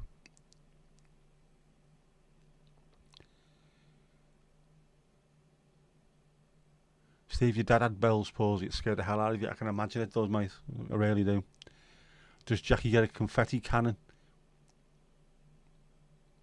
as a celebration? It's been too windy to do that, but one of these days I will take one outside and I will explode it. I should have done it at the beach, shouldn't I? Thought you'd had a stroke. Finished the shift at Christmas Day. Home, dinner, nap, woke up, face drooped, overnight in hospital, scanned, etc. Concluded Bell's palsy. It's not good, but trust me, it is better than having an actual stroke. The lesser of two evils. Cole saw there's transparent patches that work a bit and take cod liver oil capsules. You have levelled up. Don't forget, you're at level 20 now, which means that it takes you a lot longer to level up. I think poor Mandy feels level 34, is it now?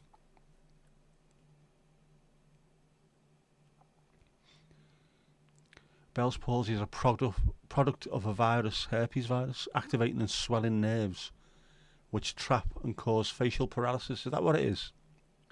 Ah. Also caused by the cold weather affecting the nervous system in the face. Makes perfect sense. We are learning today, aren't we? You're better off having that than having a little bit of the brain at the back exploding, because that's a whole heap of bullshit. Trust me.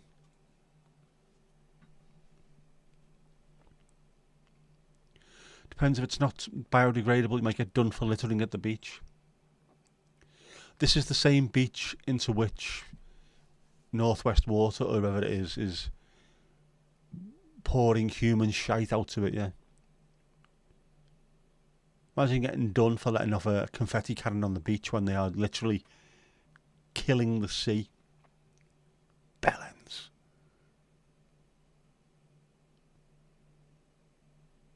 What I might have to do is just send Fergal Sharkey a message.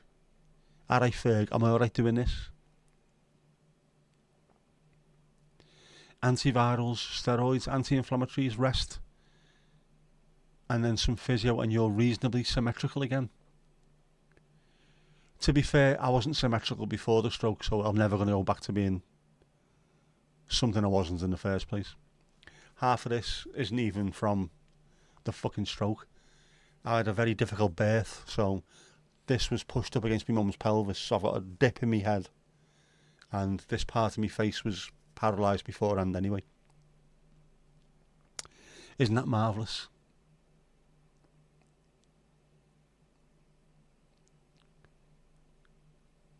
It is temporary. It should be temporary Bell's palsy.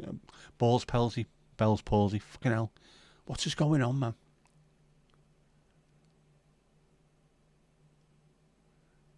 Kirsty, you're about to head off, so before you go, slidey writing. Treat it with steroids, that'll sort you out. So it is temporary, but if there's not quick, appropriate response, paralysis and droop can endure. So just, do you know what?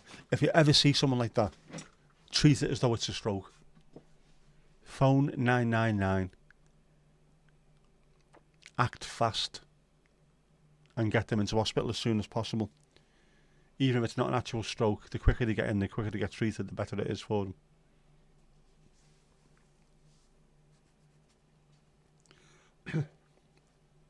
Swindon Zurich Hostess Wives. I think I've seen that film. It's filthy.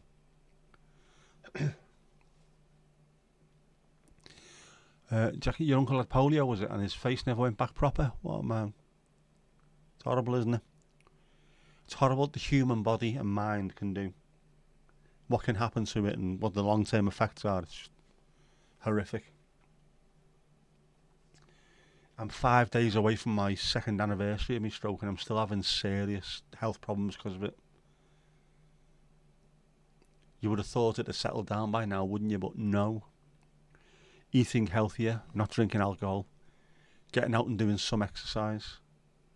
And yet I had cramp during the middle of the night, and when I tried to get up and decramp myself, I ended up having tremors. No es bueno, man. I had a patient this week who may have had a TIA while you were with her. Did a fast routine, a bit scary, I can imagine. And a TIA, I wish I'd have started off with that. Would have been great, wouldn't it? Trans-ischemic attack, by the way, which is a blockage. I couldn't do that though, could I? Also known as a mini stroke or a warning. No, I had to go in both feet.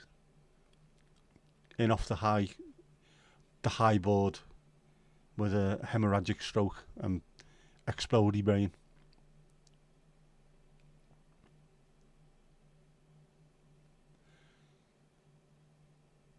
Only person ever known to happen took a really bad headache while you were at a barbecue, and she'd taken TMI.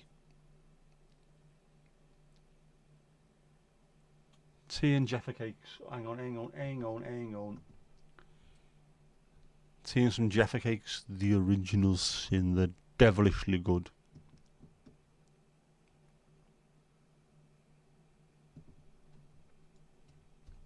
I had Jaffa cakes the other day. Fit, aren't they? Should have them more often.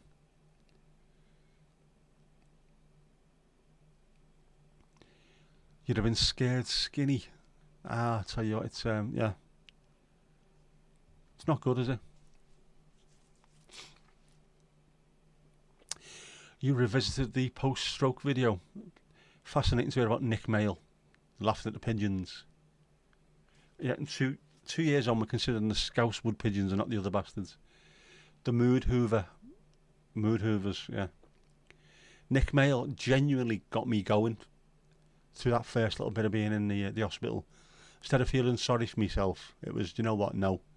He's going to look after me and I'll look after myself. So, stupid the kind of things that you do to drag yourself through these, but had to be done. Nick Mail.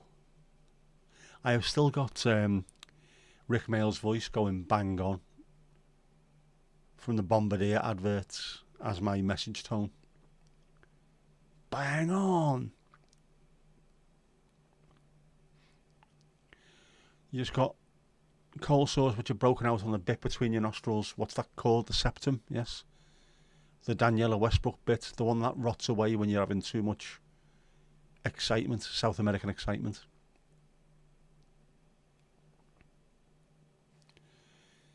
Septum filtrum. Septum filtrum.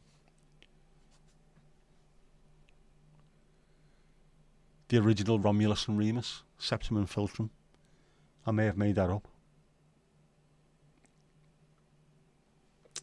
Any further on the work from home discussions? No, I got an email before my boss went off on Friday just to look into something, and I've been stressed about what she sent in the first place. I've not even looked. I'll leave it till Tuesday. When I log back in on Tuesday morning, I'll go back and read through some of the material. I've got at least another week and a half before I have a word with her anyway. And then after that, another week after that, I'm off from the 9th, is it? 9th of September, I'm off for a week. Then by the time I come back, I will have to make a decision. But I don't know. I can't work it out in my head what's going to be better for me and what's going to be better for them as well. I don't want them suddenly looking for an excuse to get rid of me because I've been there for a long time.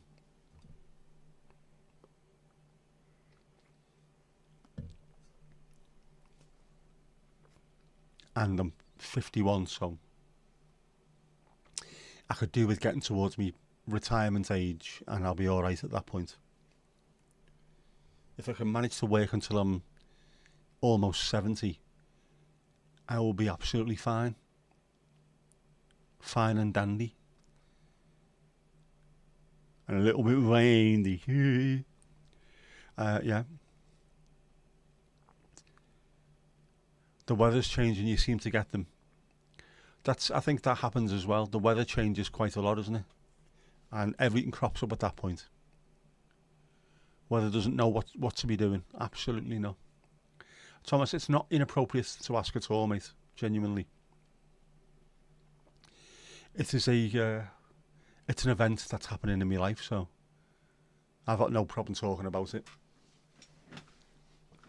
I've just got to decide what's best for everyone.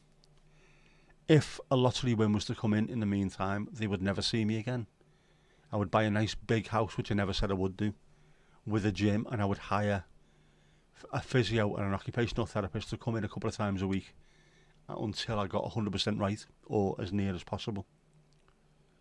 That has changed. I always thought I'd carry on working, or at least work part-time, keep myself grounded, stick with me mates. But I think I've got to that point now where if I could retire tomorrow, I would do. I've done enough, man. I'm just not healthy enough to carry on doing what I'm doing. Bloody thing. Horrible, isn't it?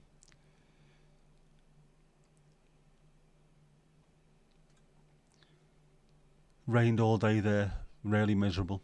It's that time of year though, isn't it? And it just, we think it should be summer because technically it is still summer. But it's not. The weather itself knows it's not summer anymore. Put on your coat. Get your coat on and get moving.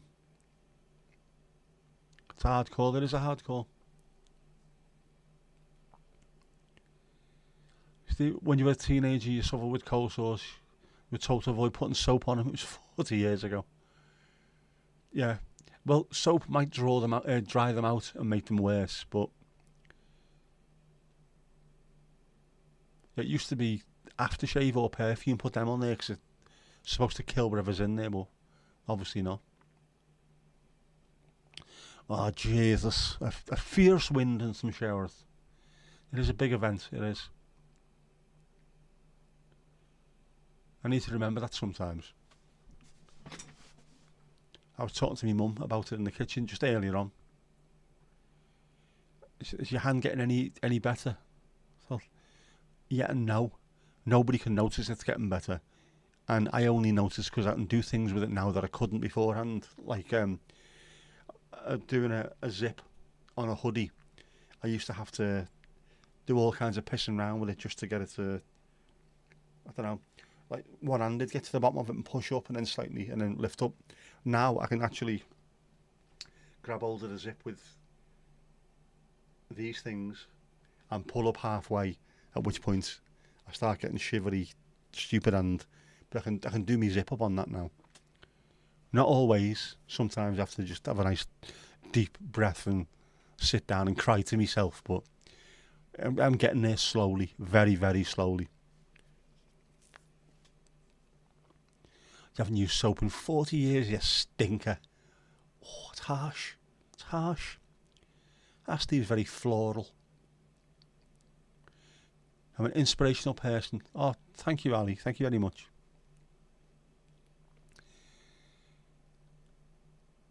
My idea with doing it is if I could help one person not go through what I've been through, then it'll have all been worth it. Any more than that, I couldn't ask for. So, if I won the lottery, would I open an actual real pause? Possibly, but not let people in, unless they were a member of the pause here. I definitely have a little studio, a set, a Bears Pause set. Nice house with somewhere that I could have someone come in and make a bar with a camera on it and all kinds of stuff. That'd be great. You can't afford to retire. I can't at the moment, but I'm 20 years into a civil service pension, so if I carry on until I'm 70, which is almost another 20 years, I could possibly have a fairly comfortable life at the end of it, because I would have paid a hell of a lot into it at that point. From day one, I went for the most expensive option that I could, the most amount of money, in the hope that at the end of it, it will come back and pay me okay. Oh, hang on, look at the bottom there, look at the bottom, our alley. It's going up, it's going up, it's going up, it's going up, it's going up, it's there. Right, we've had two, we need one more for the hat-trick. Where's the Norfolk correspondent tonight? Where is she? She's round and about somewhere, isn't she? You remember when I couldn't hit Control-Alt-Delete? I still can't.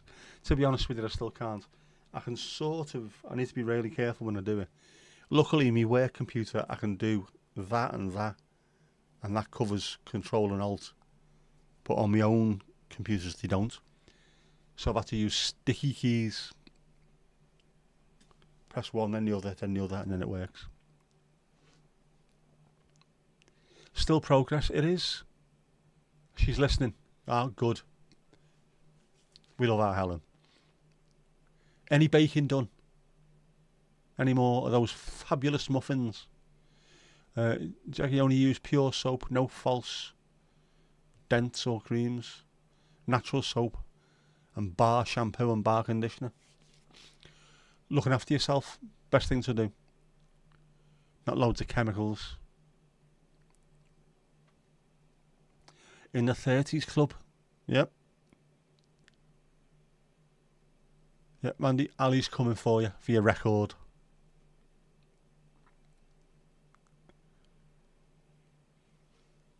Thomas use a 12-in-1 face wash, shampoo, conditioner, degreaser, washing up liquid, paint thinner. Like a creamy WD-40. Good stuff.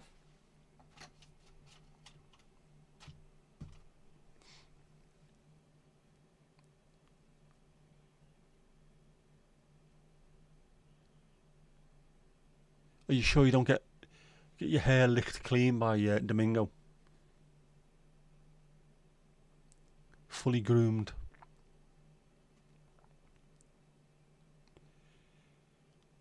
Helen made vanilla cheesecake and eaten mess for the family cookout today. I am only ever so slightly completely jealous now.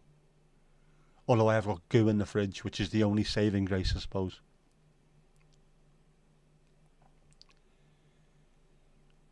Yeah, I didn't get a pick of the apple muffins, did I? Are you American now, Steve?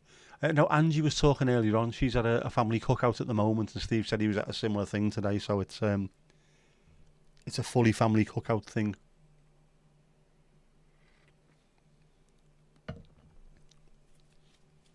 Ali, you had cheesecake today as well. Your nephew's 18th. Used to groom your hair when he was little. Getting his practice in.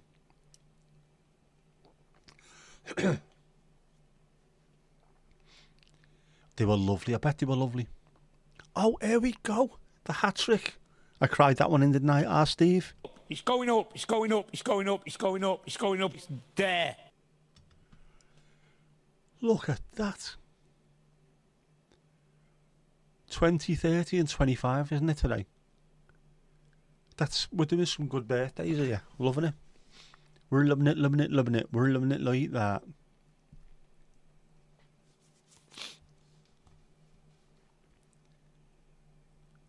Lovely stuff.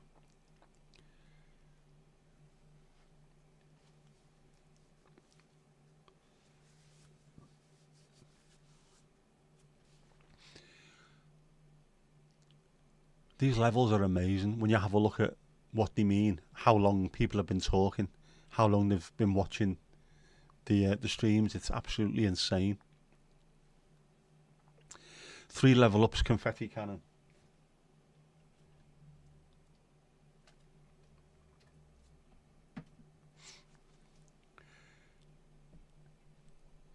What's Mandy at again? 50? 34, I think, aren't you? I can look, you know. I've got the Ujima flip in front of me.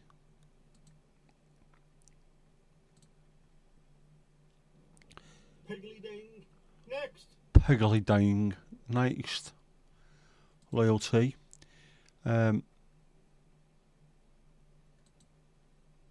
Yes, Mandy's 34 on there. Ali 30. Kirsty and Steve 25. Haruik 22. Jinxie 20. There you go.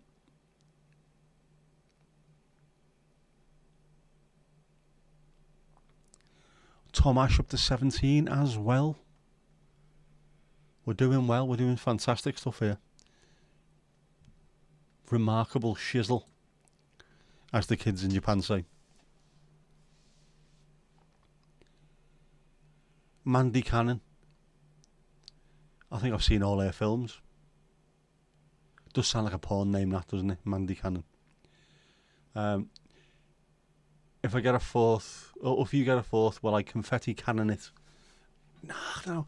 We need glitter. We don't need glitter. Nobody needs glitter. Trust me. Ask any of the young kids in Thailand. They don't need any glitter on them. Luckily, it's not glitter either. It's confetti. So I think it's paper, isn't it? Rather than glitter. Glitter's such evil stuff.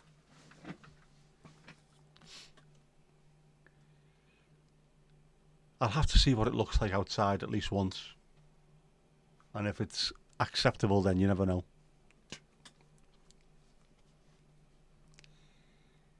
You never know, I might do it.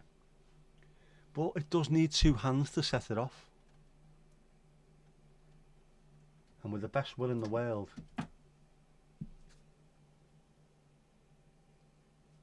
don't really work, does it? No, my bloody luck, that'll be the one though, won't it? I can't use my left hand for anything, but as soon as I grab a confetti cannon, it'll go off everywhere.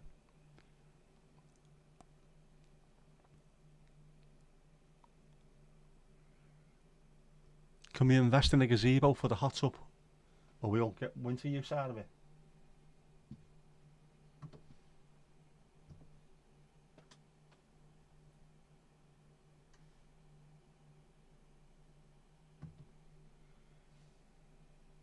Yeah, it's more of a shade, isn't it? More of a sunshade, that. Yeah, I'll have to sort out the gazebo for it. Anyway, who's next behind the bar? Thomas has done his piggly ding.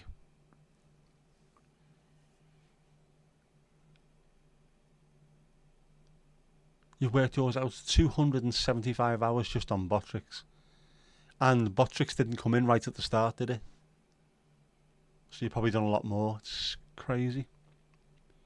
Bad excuse. Biodegradable. Is it? Is it biodegradable? You have to do a twisty thing. Yeah, it is. It's... I'm not going to show you because it will go off. But yeah. Grab, twist. which takes two hands.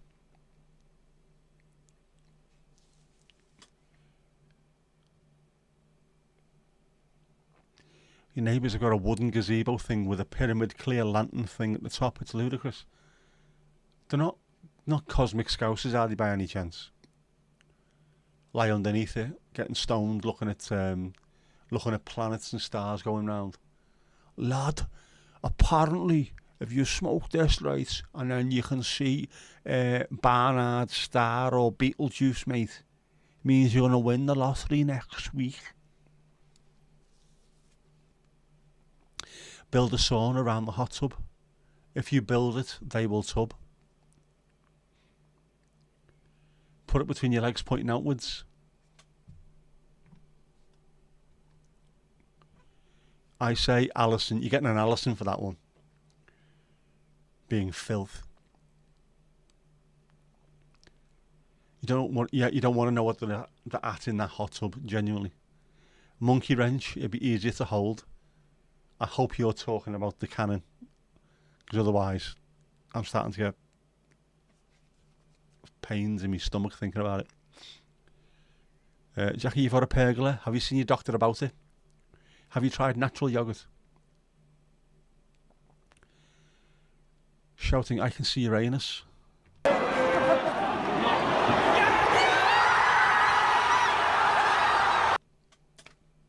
Definitely getting a dad joke for that one.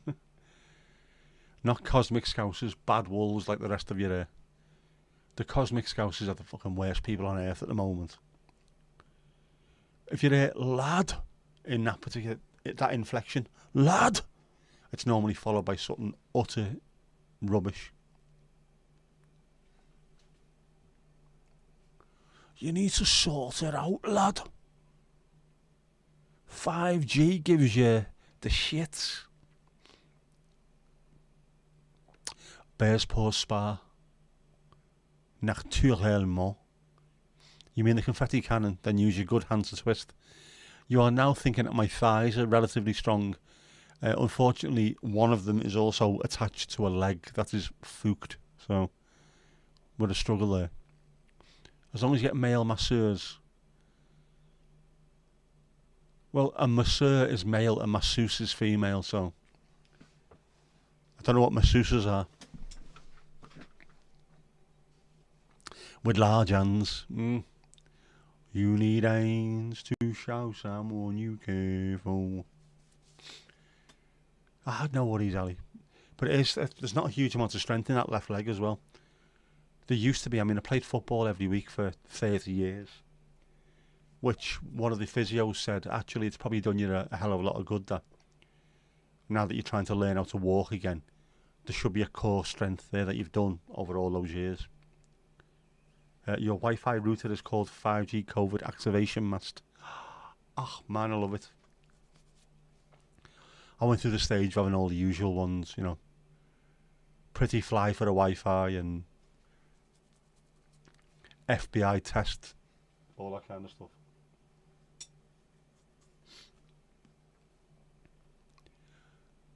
Ali, you go behind the bar. Piggly ding, lovely jubilee, lovely jubilee. Lovely jubilee. And of course, with it being a Sunday, this is getting longer and longer, this, isn't it? But Kipper's Vindaloo can't be good for you.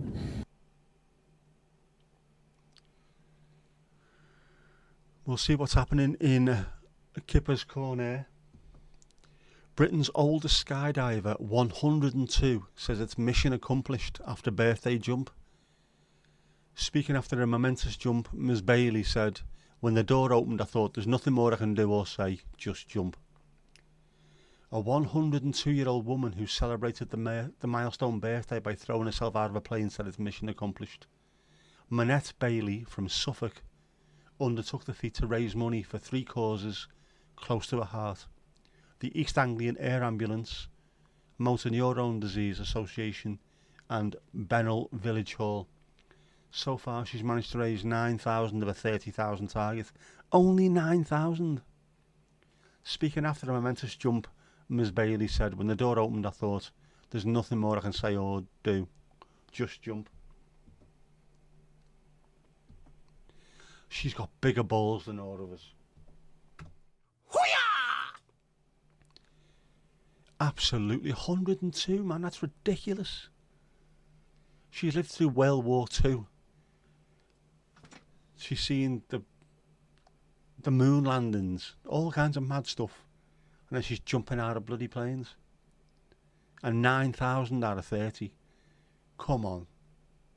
I hope that little bit of press has got some more money, because she deserves it for doing that. That is incredible. Jeff's not on the ballot. Your name's not down. You're not coming in. Helen reckons your hands are too rough. Have you tried Norwegian hand cream? What's that like, that Norwegian hands? Is it any good?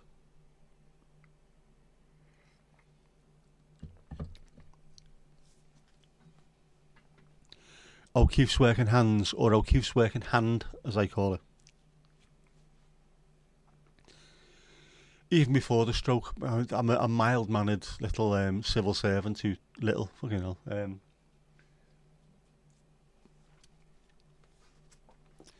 going to say barely done a day's work in my life. Of course, yeah, I've done loads of stuff. I used to work for builders and all kinds of shite.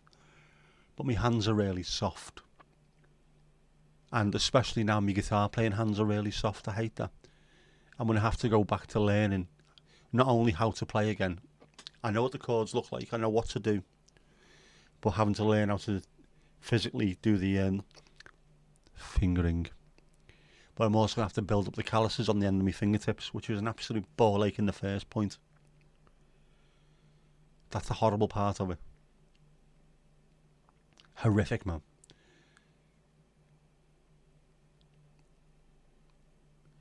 Norwegian hands you're using is the fast absorbing and good, but O'Keefe's is better for rough hands. Strumming. No, the strumming's okay. I'm alright with that. I'm right-handed, so the strumming, I'm fine with that. And you use a pick. The only thing I normally do is my fingers, when I used to play years ago, the front of my fingers used to get torn to bits. When you're smashing a power chord and that, it just rips your hands to bits. But it's them. The ends of those fingers, they have to get hard, they have to get calloused, and they used to be, to the point where you could try and stick pins in them and they wouldn't go in. But now they're all soft and gentle, like a cloud.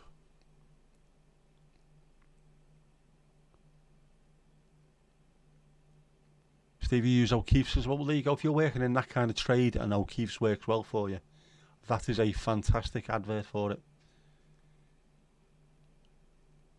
Jackie, you use gloves as well at night, overnight.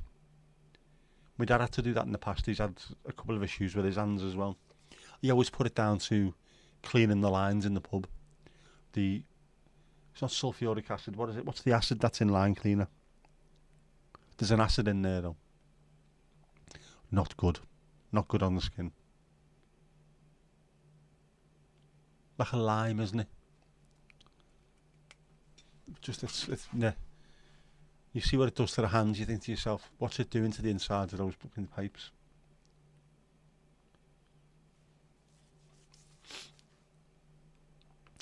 If they're still rough, have you tried sandpaper? Don't be doing that. Evil stuff. Sounds painful,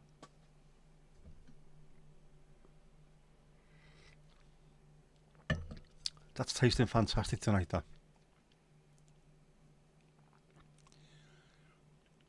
Cream with gloves soon helps them heal. Do the gloves open the pores up because it makes them want to sweat and then the cream gets inside? Is that the good reason for that, is it? Stops it drying out too soon as well. Makes sense to me. Tom. Used a nail file on the skin. Jeez. Is that not, I don't know, slightly dangerous? Slightly painful?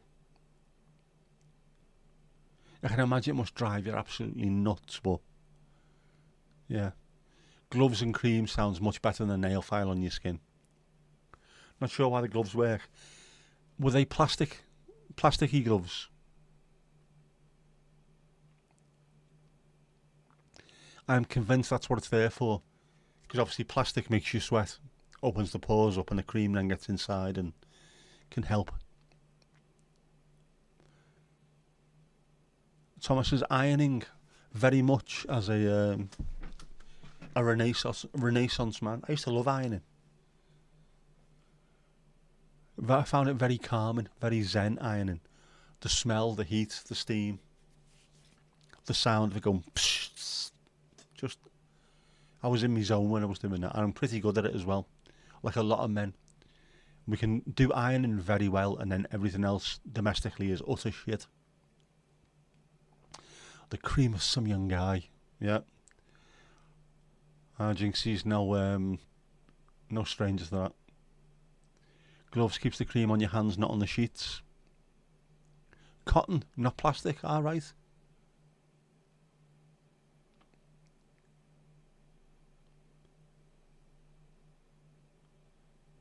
No tea, very no tea.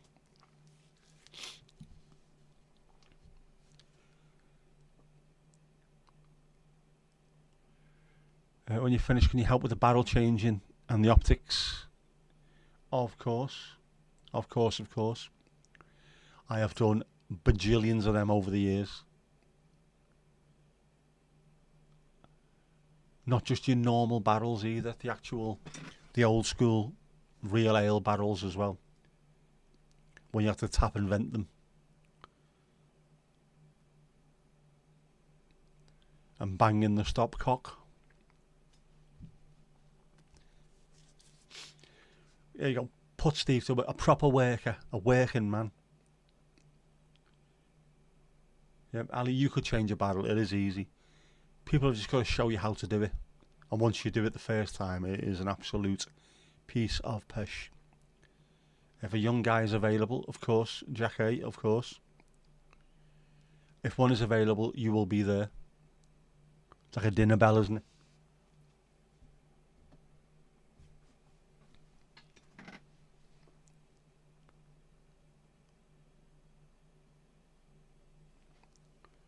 Could you deal with a young man though?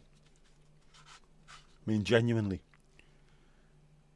Obviously the stamina and his ability in other places might come in quite handy, but the absolute fucking rubbish conversation and can we hurry up? I need to go and play on my PlayStation. I know Tommy Tiernan was talking about couldn't have sex with a young girl. No chance. He wouldn't have the eye-hand coordination. And obviously he does a little bit of a mime that goes with that. Yeah. Don't think I could deal with that myself. Dinner and dessert, of course. If it's a young fella, the gloves become lacy and up to the elbow.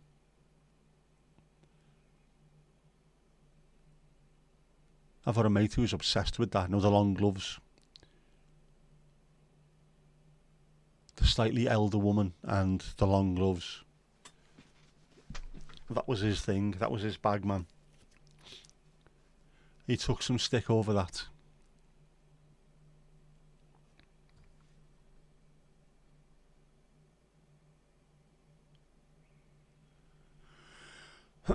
Not in conversation. It's just a case of shut up and do as you're told, yeah.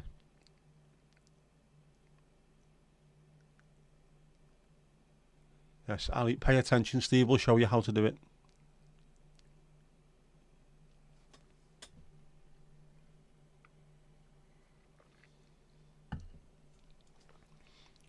Sounds like Mandy. Is Mandy going for the Audrey Hepburn look, is she?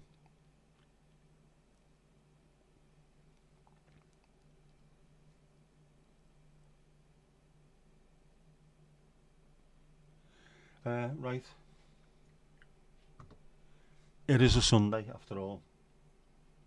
We've had 2, we'll have to go for 3 as well.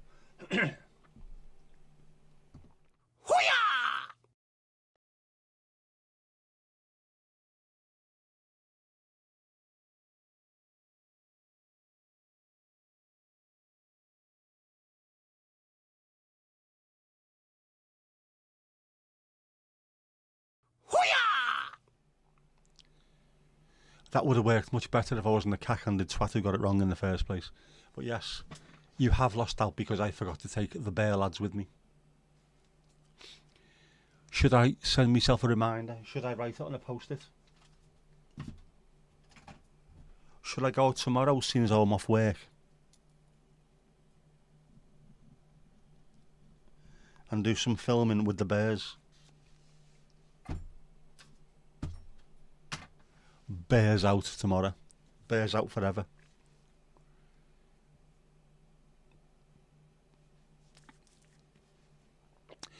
Mandy used to have some lovely black satin elbow length gloves. Is this part of the stage outfit or is this for something else? Purple ones by any chance? Purple satin would work really well, wouldn't it? I still haven't bought myself a smoking jacket. A purple satin smoking jacket would be epics. Mind you, I think I would need to win the lotto for one of them. They look to be really expensive.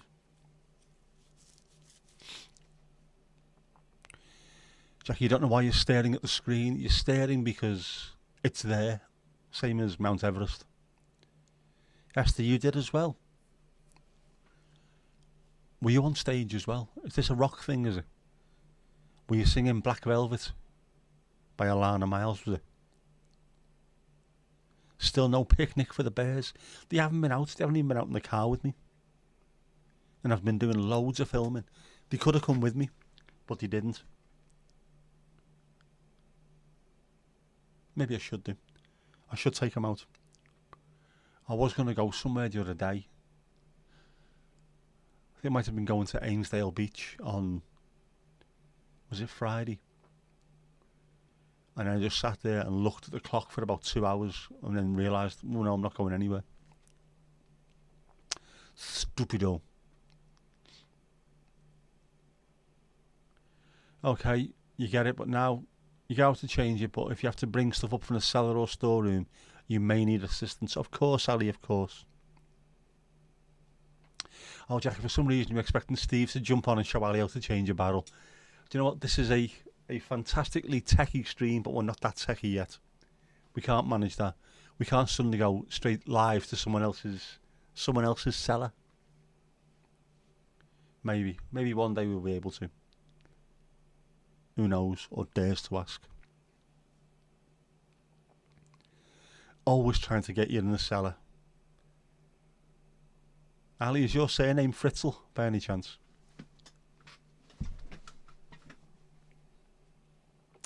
No purple ones, but a few pairs of black lacy fingerless gloves. Now you see, I can picture that because that's a proper rock singerous kind of thing, isn't it? You see plenty of them if you go in pubs where they've got bands on. I'll leave the barrel in the cellar, definitely. Especially if it's full. Don't be trying to lift one of them and bring them upstairs. A 22 gallon of Heineken is exceptionally heavy.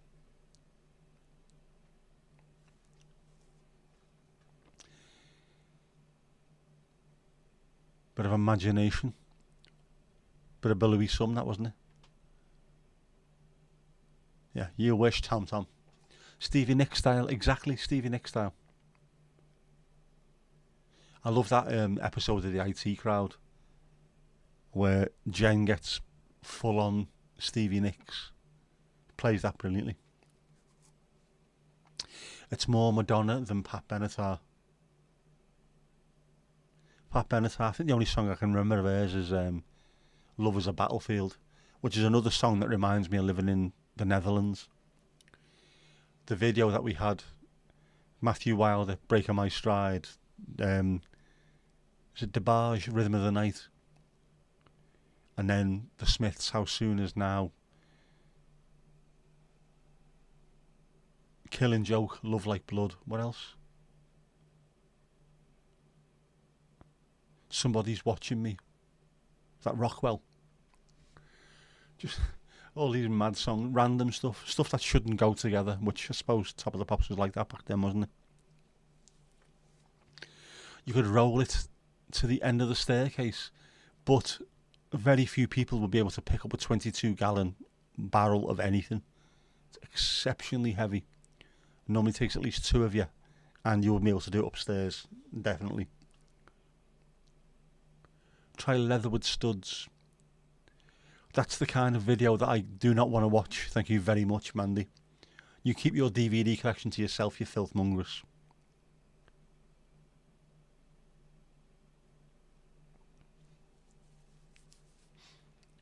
If I had a trolley thing, you could try to carry it up.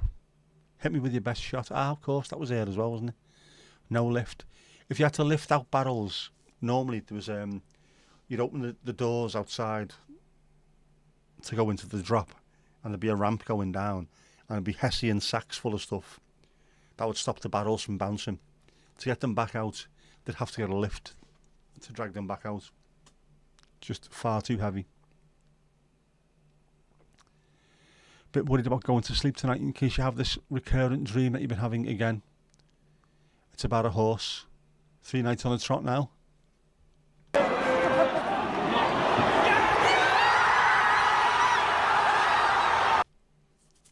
Lovely stuff. Helen, are you talking about dead bodies? Is that how you assassins dispose of bodies? They put them in a pig pen, don't you? So I've been led to believe. Or in a helicopter, fly over to Ertarali in Ethiopia and drop it into the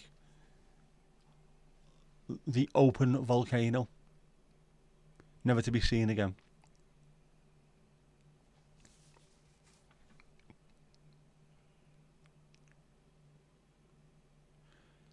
It's almost up there as well. That's Tom with Tomash rather either. When I said you needed to exercise more, I didn't mean you could go out to the pub 3 nights running.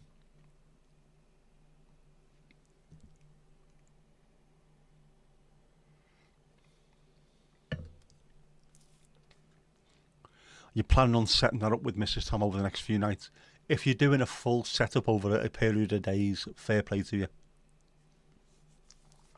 We like to see that. That's going the extra mile, putting the effort in to set up these jokes. I take my hat off to you. Only I'm putting it back on because that light is exceptionally bright. Is it a lovely horse though? I still can't believe that they got Divine Comedy to write that song and Neil Hannon singing it. Isn't that ridiculous? The Divine Comedy are sort of responsible for the theme tune to Father Ted and also the League of Gentlemen. How many bands can say that they do the theme tune to 2 massive comedy shows like that? Can't be many.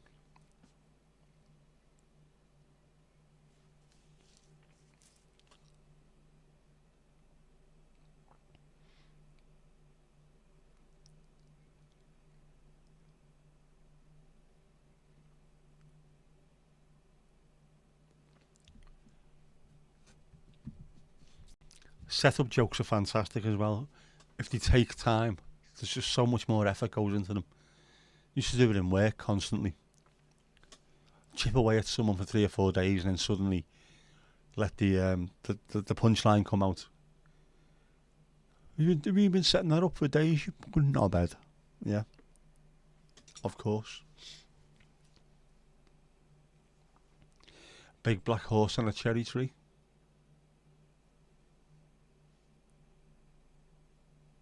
Why haven't we got a cherry tree? We should have a cherry tree. We haven't. We've got a damson tree in the back. I'll have to try and get out there as well at some point. Now that we're getting towards autumn, the purple leaves will be falling off one of the trees and it makes the garden look very nice.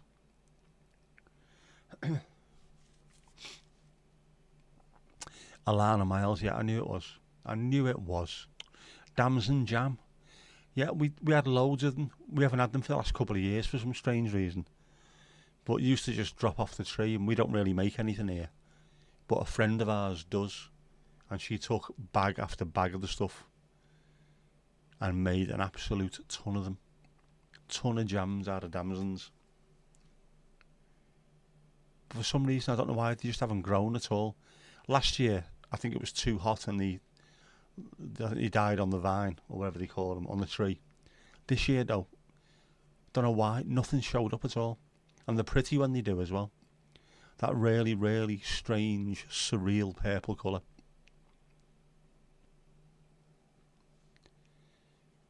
Purple leaves. Katie Tunstall. Better than the damsons being on the lawn and splattered by the mowers, yes. The gardeners who turn up here don't particularly like that too much. Especially as they're the same kind of people that wear shorts all year round. Because they do come around during the winter as well and do a little bit of work on the place, getting it prepared.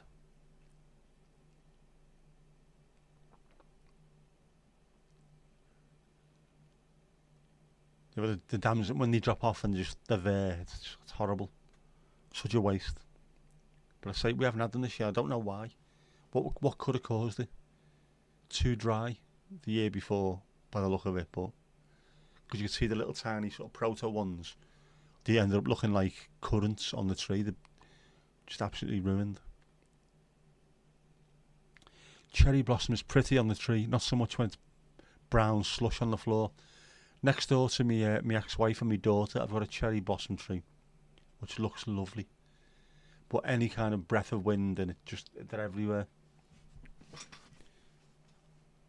Which is quite handy that they're not on there anymore, because the last week the entire street would have been full of the bloody things. Black velvet is what you were thinking of, yep. Black velvet, if you please. Your first sunflower is just emerging and you're thinking about bedding the garden for winter.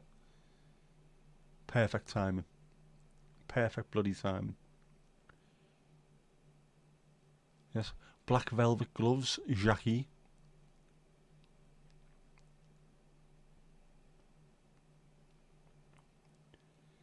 Black velvet is about Elvis, was it? So it wasn't about half a Guinness and half a cider mixed together. Ruined it now.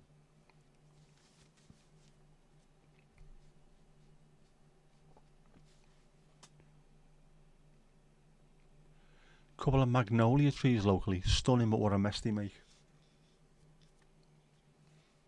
It's a shame that, isn't it? Only now, yeah, only now. Everything's been all over the place in the garden with the weather. The weather has been strange this year, hasn't it? Like we've got loads of daffodilly type flowers. I say daffodilly type flowers because they're there for like a day and then they come out looking gorgeous, and then later on that night it's always freezing cold and they just off they go.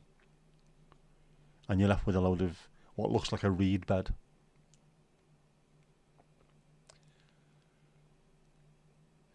You were given a load of cooking apples, so tomorrow you're picking the blackberries in your hedge. You're going to have a crumble tomorrow. Ugh, you lucky, lucky sods. The royal we. Right. Yes. When you say we are picking the blackberries, you had to re-erect several sunflowers after Storm Lillian blew through.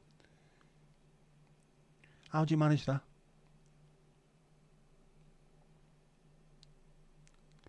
Is that you crumble a Viagra into the water, into your watering can?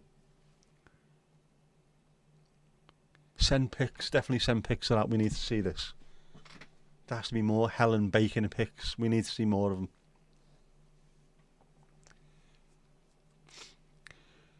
He used to hate singing Black Velvet. The bass player refused to change the key because he could only play it on open frets. Sack the bass player. Can't stand that. Can't transpose and you can't play it on different frets. Same with people using the capo because it's easier to sing in one key and play in another. Just fucking learn to play it in the other, or change your voice. And it's capo, not capo. Capo as in head, as in capo di tutti capi, head of all heads in the mafia. Head, capo. Capiche? Not capiche either. Yeah, I think I'd hate singing it as well because it's such a knobhead song. Those songs that everyone uses for karaoke songs just piss me off.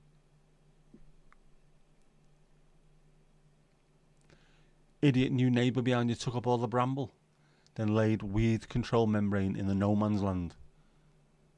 Fuckers. You hike the fabric up and the bramble is heading back.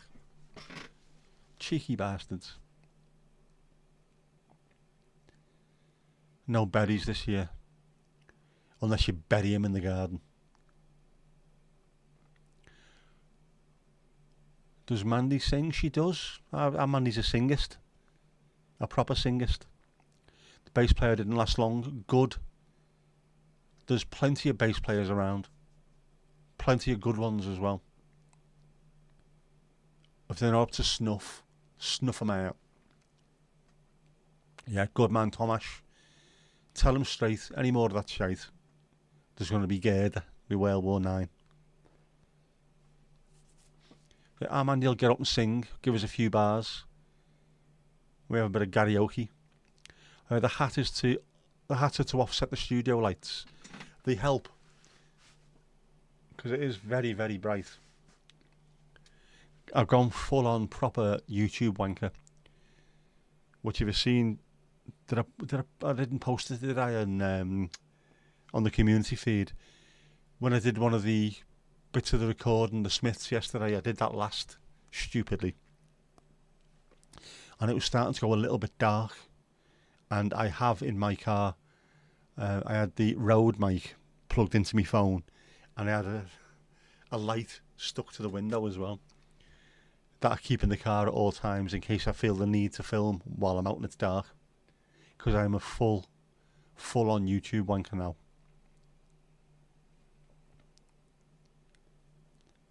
Only sing around the house now. But you give it full beans while you're around the house. Proper like, don't know why it's all of a sudden turning into a male opera singer. Figaro, all that stuff. Can you do a voice message of a song, even a few lines? Pause karaoke night, yeah. Demand Mandy. Put demand into demand. We'll put you on a chalkboard, we will. Oh. Got a whiteboard, put your name on there. That's a no, Ali. Sorry, yeah. You can't because of copyright. You could. There's no copyright. I'm not just putting this out there, Mandy. There's no putting out this right. Putting this out there even. There's no copyright for the pause closing theme. Nobody needs to know it's you singing it either. We could say it's just AI. And then people could guess whether it's you or not. Just saying. We know the lyrics now. We do. And I wrote the lyrics as well. As bad as they are, I did. Ali, you couldn't sing either. Come on, we can all sing. You asked to put them on the community page, which I didn't because I'm a fucking idiot.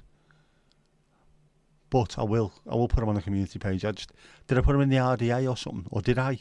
Did I put them on the community page? No, I DM'd you, didn't I? Next.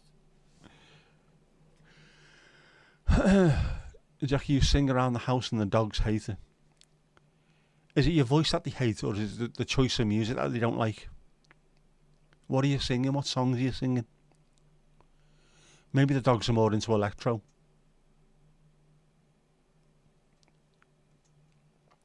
Pause karaoke in Demandy. Still no. Yeah. Just saying. What's the RDA? Right, Tomash. Have you got an Instagram account? The RDA is the Ring Dinkers Anonymous, which is an Instagram chat that we all have, that most of the people that are in here are part of. So there's loads of little shared things within there. It's good for us as well, who create things on here. You can ask people what you want to see, or I've just done this, does it look okay, do you like it? And if they say no, that's shit, you don't do it again. But they're not like that. They're normally really proactive and will tell you exactly what they need to hear, what they need to see themselves.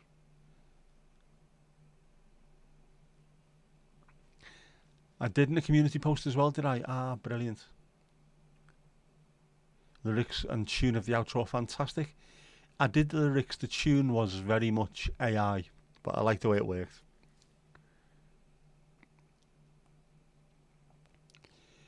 It's your voice, my old man, Sedasman. He wears Sedasman's cap. He wears Cobble Army trousers and he lives in a council flat. Oi, oi, you lucky people. No Instagram, sadly. You're missing out on loads of people's dinners. Or in my case, loads of trees and plants and things, wherever I am. Normally of a morning, picking Jess up. That's my view for today. You can have it. Helen, if you were to sing, the windows would start cracking. No, we're not having that. And it doesn't matter what you sound like. If you're having fun singing, that's the main thing, isn't it?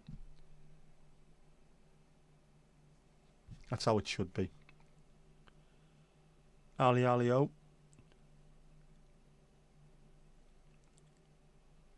Yeah, oh, you did? I did, didn't I? Yeah. I'll put it on the community, pick up a penguin, the community tab even. Another great night here at the Bear's Paws. Folks, go give yourself a round of applause. We've had a good chat and told the odd joke. Now get in the hot tub for a post-stream soak. There you go. I'm a poet. Stay away. Constructive. That was what I was looking for, Mandy. Thank you very much for not pointing out how much of a brainless tit I am. But yeah, constructive criticism. You'll normally get, yeah, that looks good, or that's a good idea, or the occasional, not really think that's got enough legs to carry on going as a series, etc. But have you tried this instead? There's always something constructive.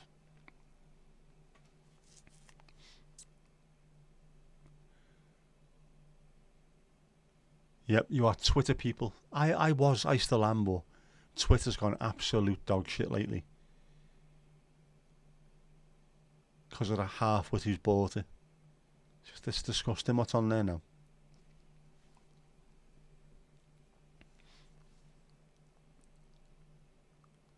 Content and ease of use. It's getting absolutely awful, isn't it? Can't sing, you'll stick to bacon, Helen. Well, your talents lay in bacon. Stick with it, definitely.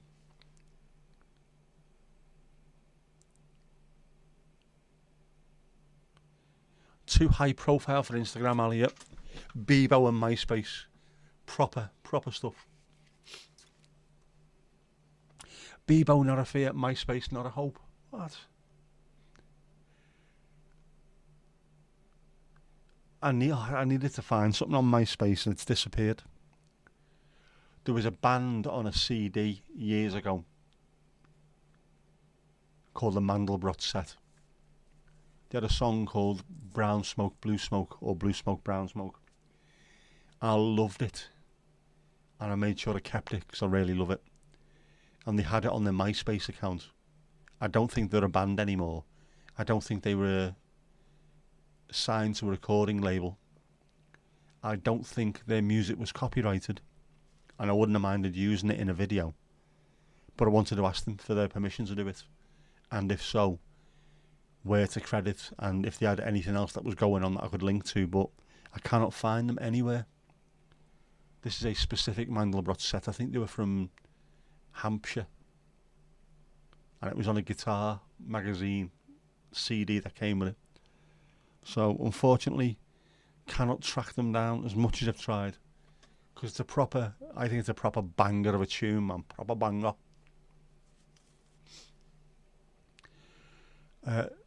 Nice accounts, interaction and cats. It is, but it's just constantly getting spammed with people trying to get clickbait. Without using Google, name me 4 things from. Fuck off and stop it.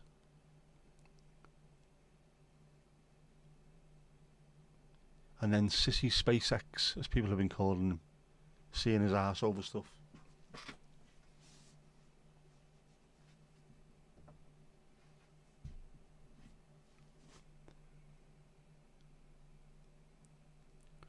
Man, do you truly believe that everyone has at least one song that fits their vocal ability? You just need to find the song. You do. There's an app for that. There's an app where you hum as low as you can, then you sing as high as you can. It tells you which vocal range you're in, and then it starts suggesting songs for you to sing along to. And using AI, I think, and a little bit of something else, it works out which songs you can sing and you get better at them. Because people thinking they can't sing, if they're trying to sing a song that's too high for them in a register that's too high, or it's not within their vocal range, you think, I can't sing. Find the right range. Find the key that you're used to being in. You'll be sound. Seen the adverts for that app, thought it adjusted the song pitch. Now it's supposed to work out what your perfect key is and then suggest songs to sing along with. What's it called? The bloody hell is it called? Sing something, is it?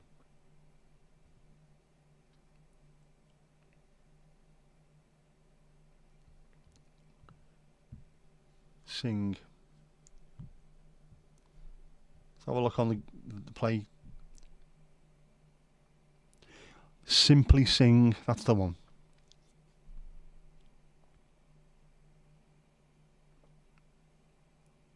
Yeah, Simply Sing, and it will teach you.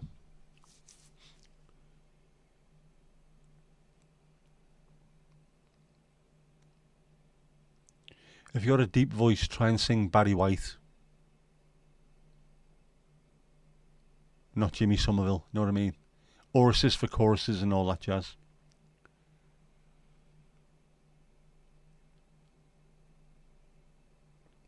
Ali, when you were in school, donkeys years ago, your music teacher told you to mime. Could be worse. If you say to your music teacher, what do you think of my voice? And they say to you, have you tried history? Then you know you're really in the wrong place. Not a note in your head. Find the song, change the key. No. Certain songs suit the way you sing. So learn them first. Once you get comfortable singing the songs that suit your voice and suit your key, then you can move on from there. Trying to change the pitch of something actually takes a little bit of effort and thought. You're better off learning what you can do first. Helen, there's no pitch that will fit your singing. Not having it. You keep on belting the songs out. I'm telling you. Helen, you sound absolutely brilliant in your head. Self-praise is no recommendation, though, as the saying goes.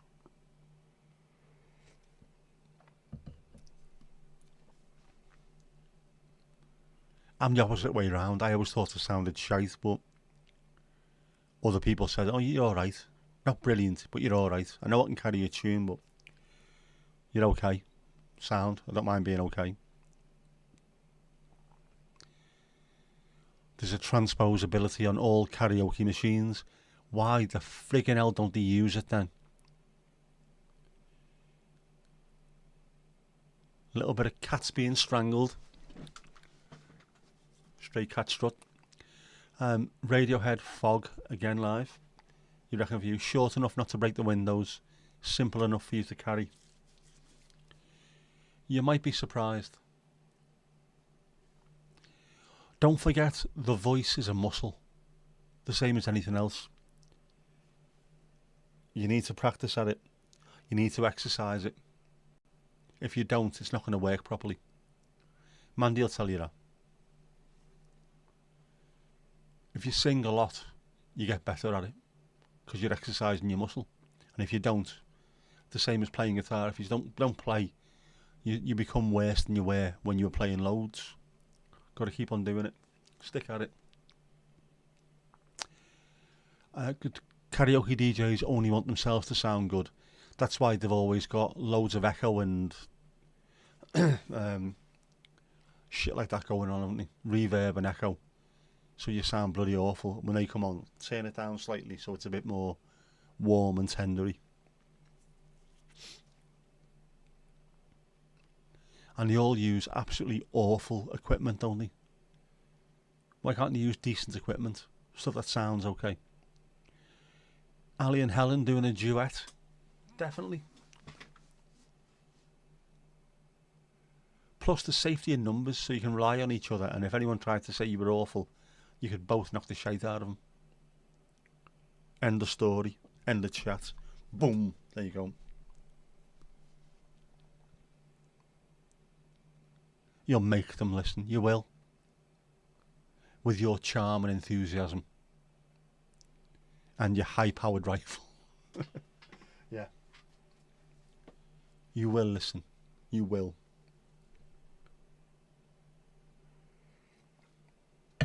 Why would I listen? I'm listening.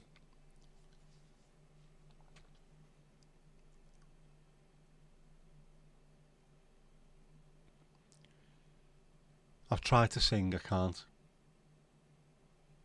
This is down to the stroke, this.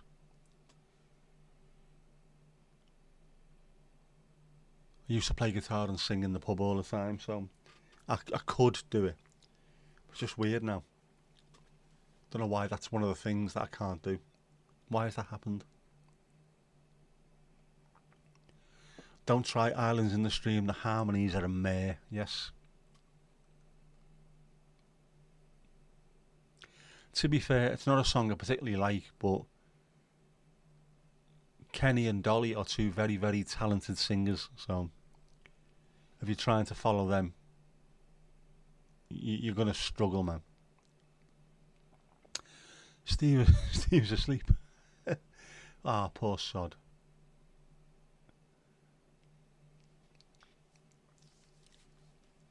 Oh, yep. Ali and Helen. Elton John and Kiki D. Don't go changing me heart.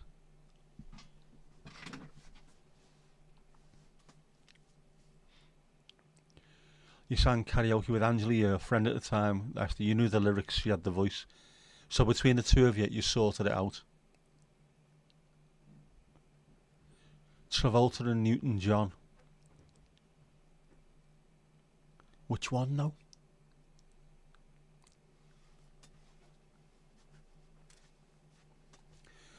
Other duets. There's got to be loads, hasn't it, they can do? That don't require to have a Freddie Mercury and Montserrat Caballé kind of length of vocally range. Don't try Barcelona.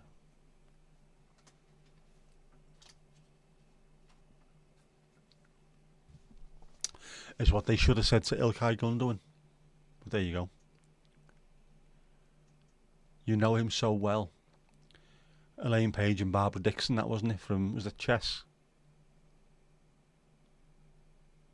That's another one of those songs that was on the video from Netherlands.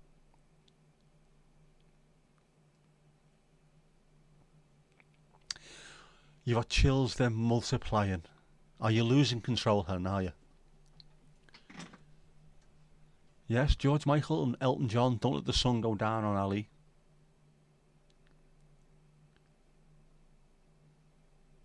But that would involve Elton John, and we can't have that. Especially after what he sang in his garden during lockdown.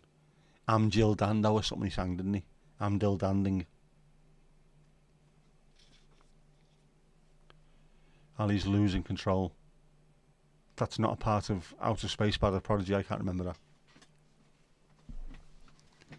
No More Tears, Enough Is Enough is your favourite duet to sing. He's heard you sing and he'd say no. Don't be letting him say no. Give him the back of your hand if he says anything.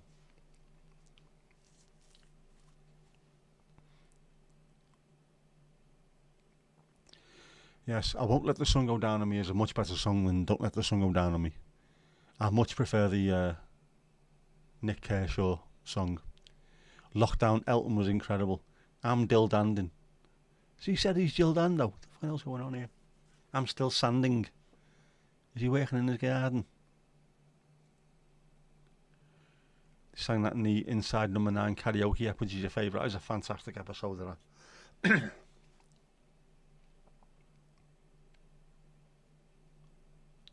Yet no more goodies for him. The Kershaw, that Nick Kershaw version is a great pop tune. To be fair, he did write some really good pop songs back then as well.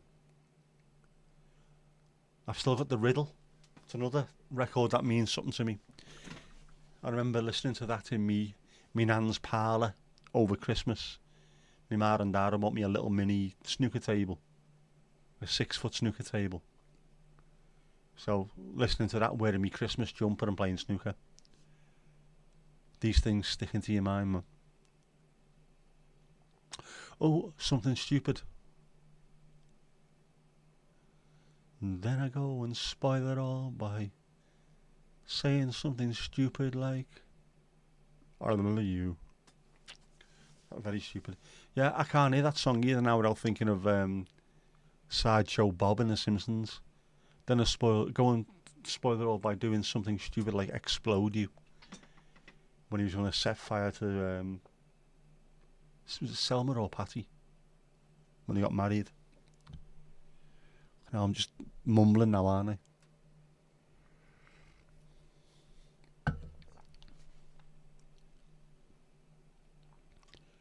Full-size snooker tables are scary big. They are.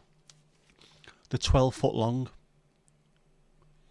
And then our mate, a comedian from Liverpool called Big Al, who was 6'7" or 6'8", he used to go into the snooker room in the VMH in Garston and use the fishing tackle, the really long snooker cue, and he'd play it as normal and beat people. What a genius of a man he was. The funniest man I've ever met in real life. An incredible ventriloquist, an impressionist, a piano player, a storyteller, a joke teller. Absolutely hilarious. There's a snooker table in Speak Hall. Well, there used to be anyway. An old one from long way back. That was made by Ashcroft and Sons. We never looked into whether or not it's part of the family. Could be. We are from that end of the city after all. We are from Garston. There's a great Simpsons thread on Twitter at the moment. One of very few good threads on there, I would have thought. It has turned into an absolute pit. Yeah, Mandy, where the bleeding hell did that come from? I was talking about snooker.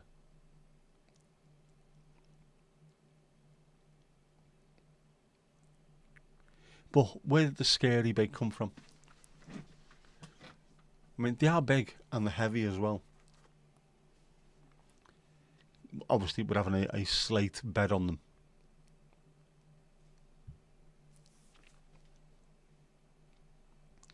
That'll be something I wouldn't mind buying if I, again, won the lottery. A house with a big room and a snooker table in it. Which at the moment would have been absolutely feckin' useless because I can't use my bleeding hand. My bridging hand.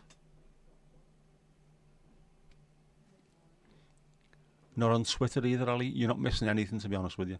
It used to be great. The good old days.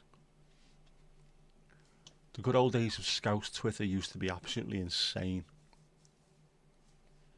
When old Holborn, who was a horrible troll from down south, kept having a go at James Bulger's family and friends and what have you, and then got bullied by Scouse Twitter, and he had a little spreadsheet together of things that people had done and sent to him. Constantly getting skips and lilt delivered to his house.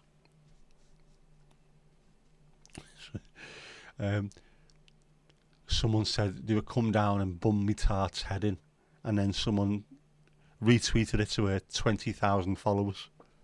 What a fucking stupid thing to do. Don't take on a load of people who can look after themselves. Oh, it's going up, it's going up, it's going up, it's going up, it's going up, it's there. level 3, get in there. We've had 4. It's just the most we've had in one go. 4 level ups. Hot man, you used to pool tables. And yes, muskets are feckin' aegis. Stamp and all. Stamp was brilliant. Owen Weston, people like that. Proper good old days. You'd be calling him far worse than that. You would do it, to be right. If you play snooker and then go into a pool table, it feels so tiny. It does. And also, that's why if you watch the World Pool Championships, tiny tables with massive bucket pockets, as soon as a snooker player goes on there, they absolutely wipe the floor with them. How are you so good at doing that? Because we're used to playing on a massive table, but you have to have actual ball control. That's why. West, yeah, absolutely mad. Good old days. A long time ago when we was fab, you know. Bop by your very own Hanson. They were on. There was a picture of them on Twitter, I think, the other week. Hanson playing Mbop. It was the something anniversary of it. 25 years, is it? 25th anniversary of it, or was it 30 years? And they don't look like kids anymore. The lad who was playing piano did look exceptionally handsome. Had his hair cut. I can imagine a lot of lovely ladies would be very impressed with the way he looks now. Speakers near the airport it is. In fact, Speak Hall, if you're taking off, you normally take off towards the river. Speak Hall is on your right just as you start climbing. It is right near the airport. You can go there. You can park up in the Speak Hall car park and the planes will fly over your head.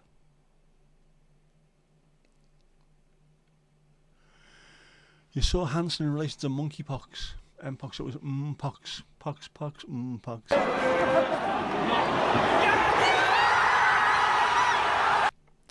I don't know which one is more painful though. Mpox or that fucking song.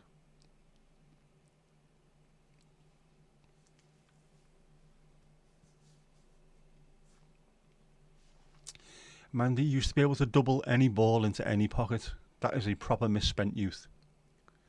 The youth club double, as it was known. If you can do that. Was this by any chance, were you making drinks or money out of trick shots?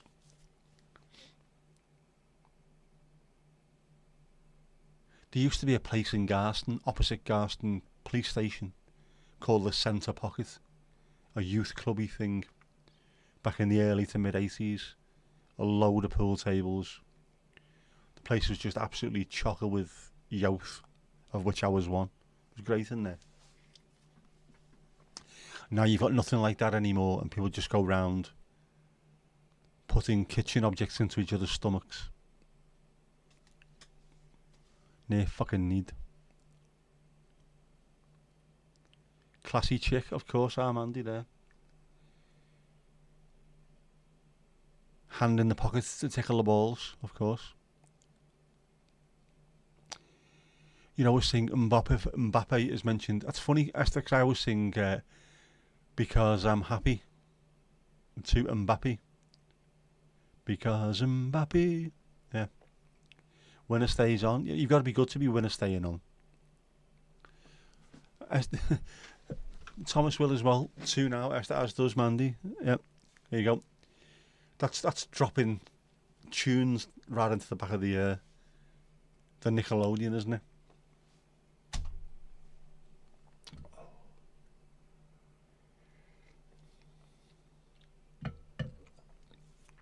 That is a good cup of tea.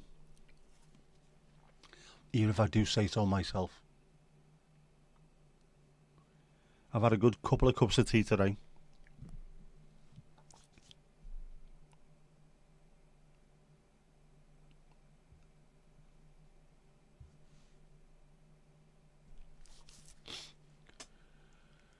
I haven't had my hibiscus tea. I need to have that, I think.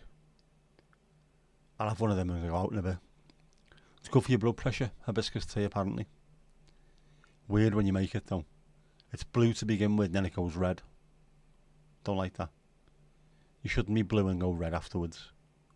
Turncoat tea bastard.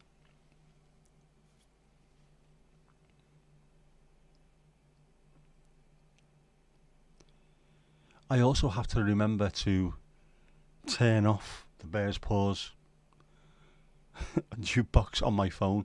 What's WSAG When Skies Are Grey? It is an Evertonian fanzine which first came out in 1988, and that's the symbol of it. I think it still comes out, but it's now a digital only version. But back in the 80s and 90s, everyone who went to match would end up getting a paper copy, and anyone that was walking past you, you'd see in the back of the kecks there was a When Skies Are Grey in their arse pocket. Very handy for when the games were shit. You'd just sit there reading instead, which used to be regularly back in the mid-90s. It was bloody awful. Slightly different when the Moyes Sire turned up. Mo the bartender, Davy Moyes. Wives, slappers and girlfriends. It could well be. Could well be. You are my Everton, my only Everton. You make me happy when skies are grey. You'll never know just how much I love you. Please don't take my Everton away. No, no, no, no, no. Woo. So it's a song that we sing, and he decided to call the fanzine after that. Yeah. I like it. I now have 3 bucket hats. I've never had 3 hats in my life. Now I've got 3 bucket hats, as well as loads more other stuff. I've totally become the hat guy, you know. See, that's a song that we shouldn't have anymore. You make me happy when skies are grey, because they don't. The sun can be shining and they still make me fucking miserable.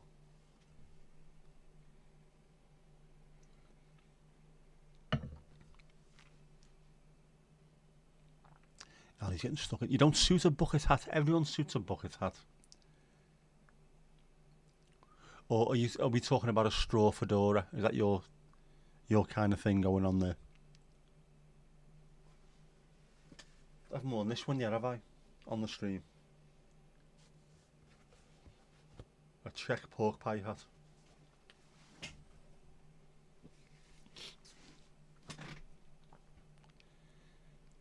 Is that hint, Ali? Yes. We've sold Anthony Gordon. Good.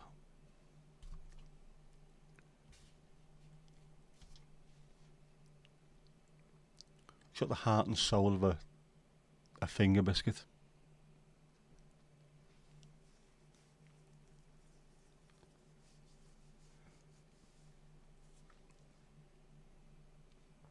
You don't know it offhand. You were looking at the screenshot as you were typing it. I reckon you knew it anyway. You've got a lovely Tilly hat. Sort of wider brim things. You're not cool enough for a bucket hat. Everyone is.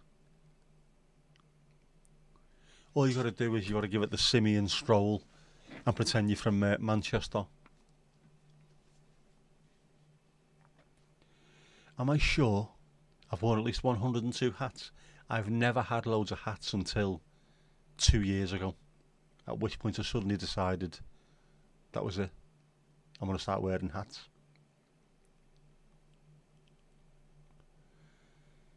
Ali wants a pick. Ali wants a pick. Ali wants a pick. And you tried on a bucket hat. You look like one of Bill and Ben. Ah, but they're great. They're really handy when it's sunny.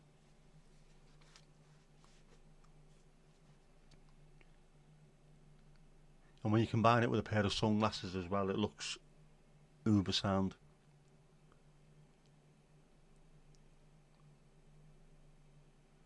Buckethead is a proper 90s throwback, it is, isn't it? Genuinely.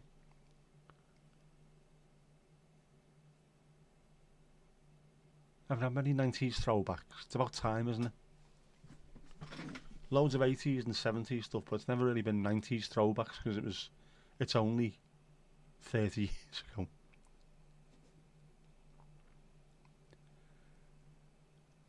Got a nice blue one with the 80s EFC crest embroidered in it. Now you are talking.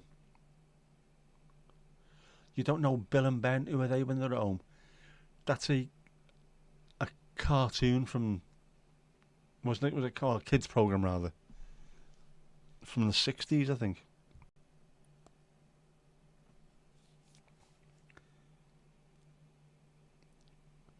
You always wore hats a la Mel and Kim style. Are we talking like the riding hats? Gaucho-esque riding hats. Flobber-dubber-dub. Bill and Ben. Mind you, that it was an English thing, wasn't it? Or a Brit thing. Maybe not the Irish. Might not know it at all. The Mank cartoon, I don't know where it is. I've got it somewhere though.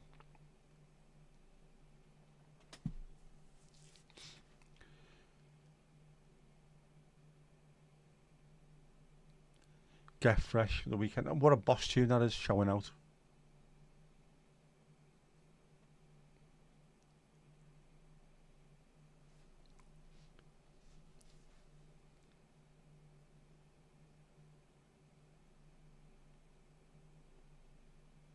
We're getting very disco-y tonight, aren't we?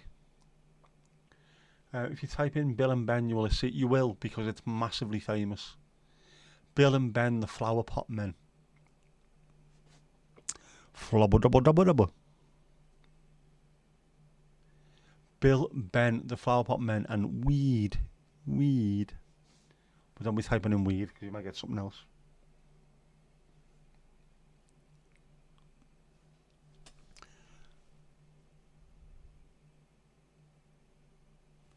Which is nice. The Flower Pot Men and Weed, yes. Sounds a lot worse than it actually is, that, doesn't it?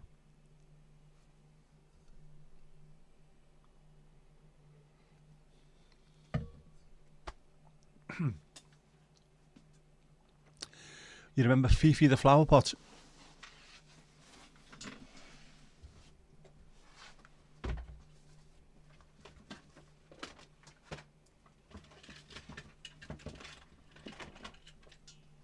Hang on.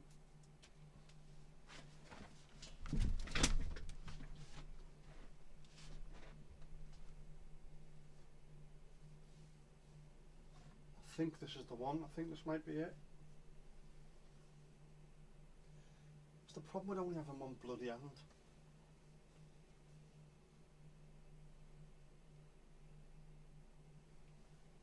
Yes. See, one pissing hand. There's Fifi.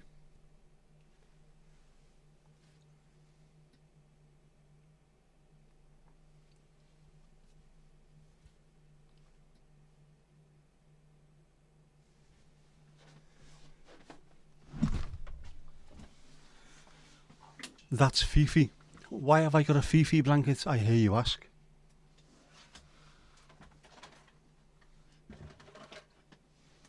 Very good question. That was my daughter's blanket when she was a little kidlet, and I have not got rid of it because I can't bring myself to throw it out. It needs to go in the wash. It needs to be fabric softened and fresh. But I'm going to stick it on my bed, I think. Leave it on there. Put the bears under it and leave it on there.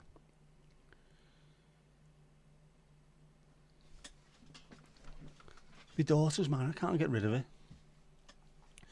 All three of the kids, my daughter, me nephew and my niece, all had their own little blankets that they'd lie under when it was starting to get a bit cold.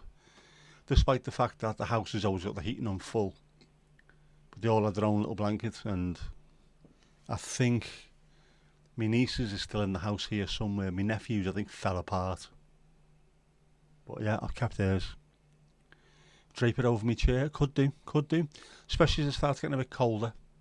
Be nice warm. Be nice. Yeah, but how mad's that? We mentioned spoons.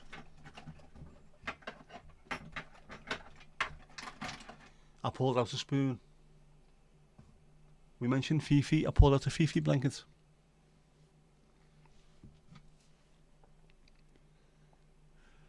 Oh, Pixant.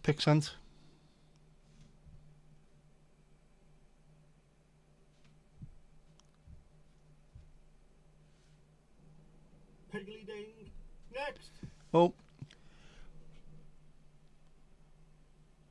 You said you sent a picture of your sunflowers before Wednesday. Bill, Ben, Brian, Barry, Biff. You didn't say as well that at the same time there would be some Domingo action.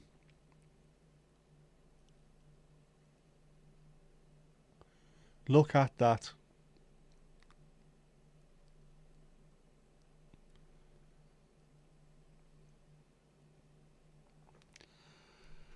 I think Domingo should have a D at the end of it.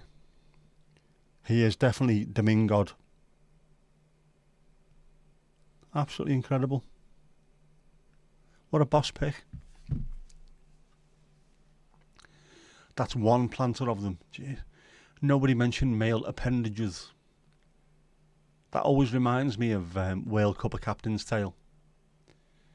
Dennis Waterman. It's a true story about West Auckland Football Club. And they won the first ever Proto World Cup.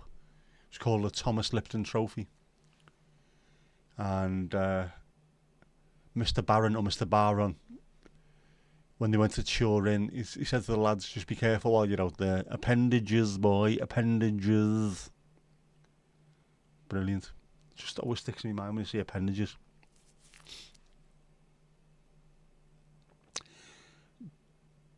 Domingo is looking very dapper Domingo. He's also very colour coordinated, he is.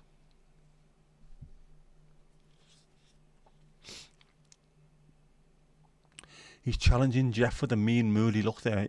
He's not. There's no challenge there. Domingo has got it absolutely sorted. Jeff thinks he's mean and moody. Domingo is.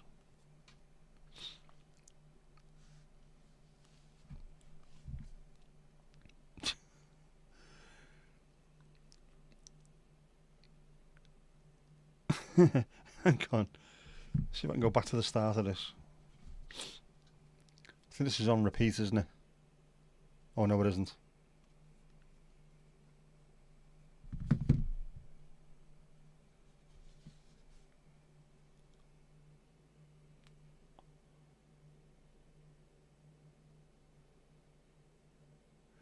And now there's going to be, yes, an advert. Because it auto plays onto an advert, obviously. Yes, that was Domingo doing bare bed stretches this morning. Proper bed stretches.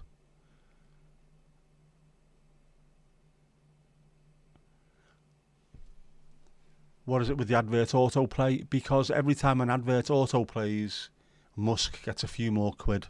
And he needs every penny that he's got because he's about to be very, very poor. I don't even think he's rich, to be honest with you. Over-leveraged Tesla stock to the point where it's now virtually worthless. He had to borrow the money to go and buy Twitter. And it's just collapsed because he's such a shit businessman. Trump and Musk are what stupid people think are intelligent people. True that, fam. True that. Anyway, it's 11:10. How have we managed to get to 11 at night? How have we done that? How has that happened?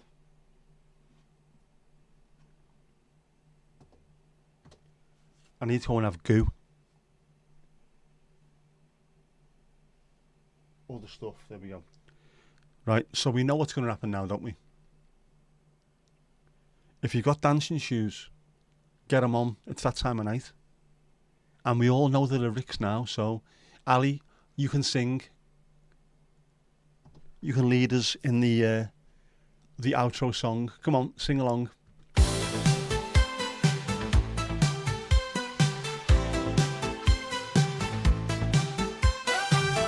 Another great night here at the Bears Paws. Folks, go give yourself a round of applause. We've had a good chat, told the odd joke. Now get in our hot tub for a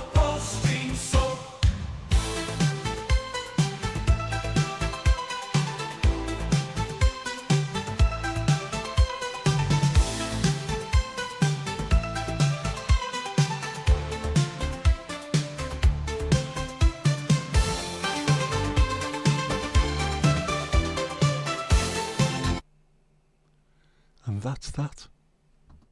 Hoo-yah!